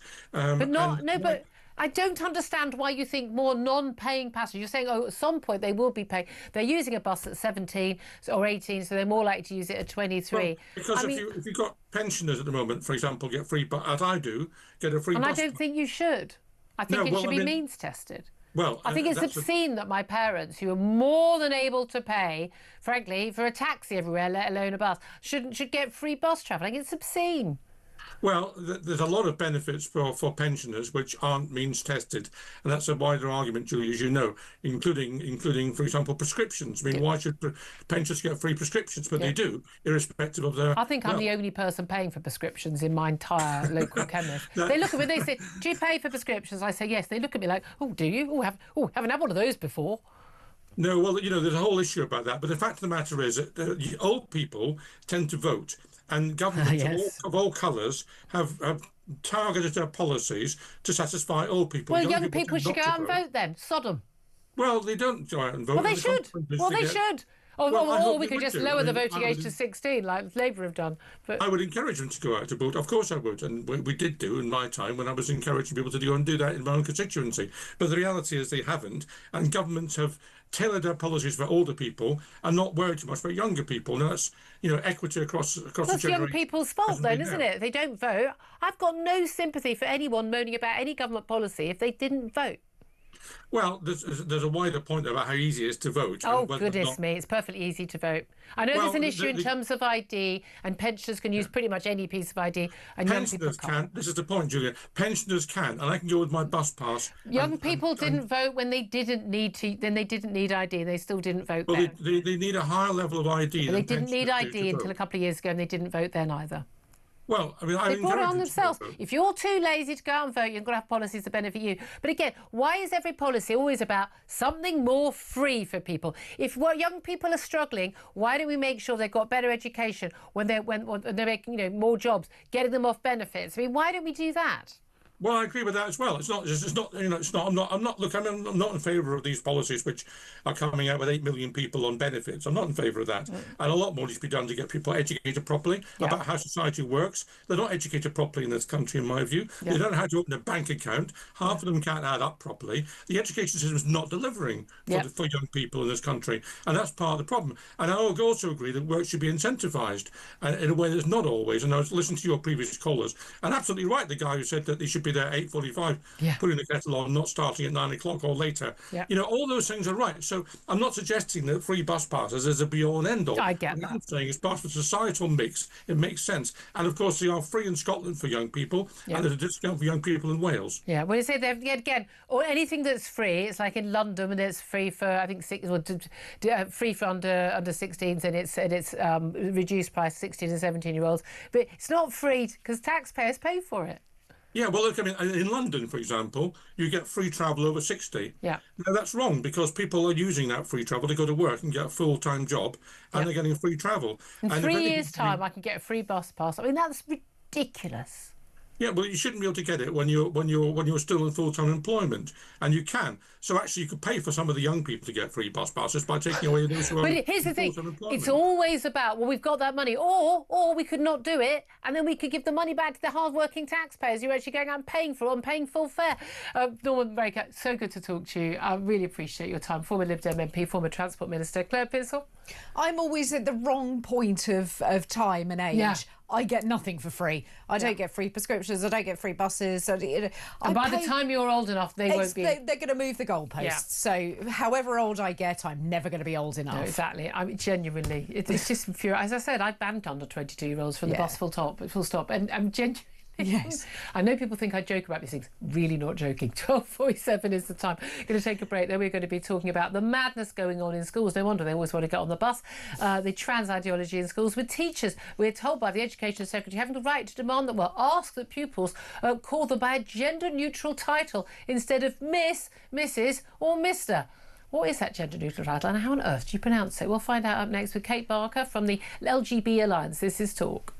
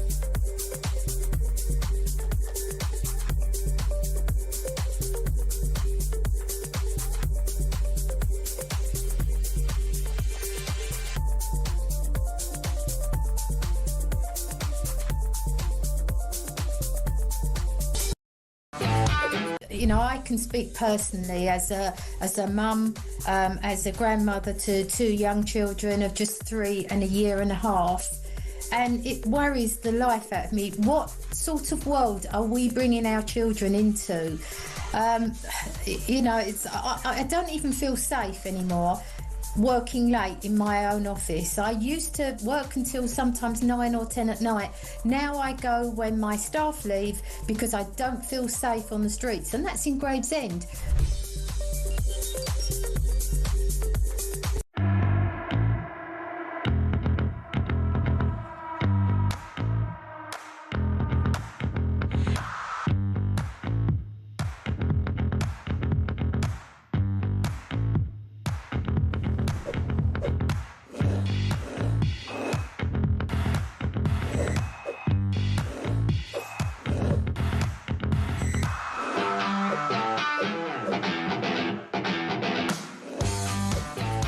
Across the UK, on DAB+, on your smart speaker, on your smart TV, and on your side. This is Talk. Miss, well, that's going to be gone very, very soon. That cry, we've all heard our teachers doing that, mister, because teachers, according to the Education Secretary, Bridget Phillipson, are going to have the right to ask pupils to call them by a gender-neutral title instead of Miss, Mrs or Mr. They're going to be allowed to ask to be called MX or MX. I don't know why that's come about, but apparently this is the option that apparently is on the cards. The Education Secretary, teachers can request, she said, that children call them by their gender-neutral honorific instead of traditional titles. Let's talk about this with Kate Barker, who's Chief Executive of the LGB Alliance, representing lesbian, gay and bisexual people. A very good afternoon to you, Kate. Not non-binary. Thanks for joining us. So many different acronyms these days. How do you even pronounce MX? Well, I can't help you at all on that. I've got absolutely no idea. I think it's like mooks or something like that, some kind of noise. Mooks. I know the answer to the question. Mooks. Mooks. The hamster ate my homework. Mooks. I mean, it's crazy, isn't it? I mean, somebody who doesn't know what sex they are should not be teaching children. I'd say that's the starting point. But also, kids have eyes, and being able to tell who is male and who is female is a real evolutionary imperative. It's really important for very small children to be able to know who's a man and who's a woman. Yeah. But the thing is that telling children that you're not male or female is a lie. Yep. And it's wrong to lie to children, but it's especially wrong to teach a child that if an adult asks you to lie in order to make them happy, then they should do it. This makes them really vulnerable. Children, I can see some very, very dodgy things happening as a result. That leads you down a very questionable route, doesn't it? Yeah, I mean, it absolutely does. It's a fundamental of teaching your kids to be resilient and to be safe is don't trust adults that tell lies, especially don't trust them if they compel you to go along with their lie. Yeah. And you get punished if you don't. And that's the thing, isn't it? Yeah. But we're told again, teachers have the right to ask for it. We're not clear what the punishment would be if children don't, but no doubt they'd be accused of being transphobic or some other phobic. And, whereas actually, as you say, we have eyes and ears. We know babies, young children, everybody knows who is a man and who is a woman. That largely the people who are demanding these things are men who are dressed sometimes in women's clothing, and we're all supposed to pretend that we don't know they're men when we do. It's ridiculous. But again, why is anyone, whatever's one's notion of oneself or sexuality or anything like that, I don't think it's even remotely relevant to my, child if they're 7 or even 17. Not interested. You're there to teach English or geography or maths. No one cares about your personal life. In my day, you didn't even know your teacher's first name. Someone found out a teacher's first name. It was a really, really big deal. I don't want to know about your sense of self or identity. I don't care. Yeah, I mean, children need to be taught facts. And when they're very little, it's good that they know there are lots of different kinds of families. And then when they're a bit older, they should know some people are heterosexual, some people are homosexual, and some people are bisexual. And then they need to know where babies come from. And then the older kids need to know, if they're thinking about a sexual relationship, how to keep themselves safe. Yep. But what they don't need is to be taught gender identity ideology as fact. I mean, maybe in the sixth form, you can start to discuss ideas of identity, and you can look at things more philosophically. But if you've got really tiny children, don't tell them your belief and pretend that it's fact, because children will believe it. I think the worst, though, is that head teachers really want some guidance. They're floundering, and they're getting it at both ends, aren't they? They're getting it from people like us, and they're getting it from the lunatics who think their children should be told that their identity is decided by them, and they might be born in the wrong body. I think they're having a bit of a rough deal, and they need this guidance urgently. But unfortunately, it leaves them open to either activist teachers, of which there are many. Yeah. But worse is some of these third-party groups, which are very keen to come in and talk about it all. And a completely typical example of one of these is an outfit called Pop and Ollie, and I was having a look at some of their... they look very colourful and friendly.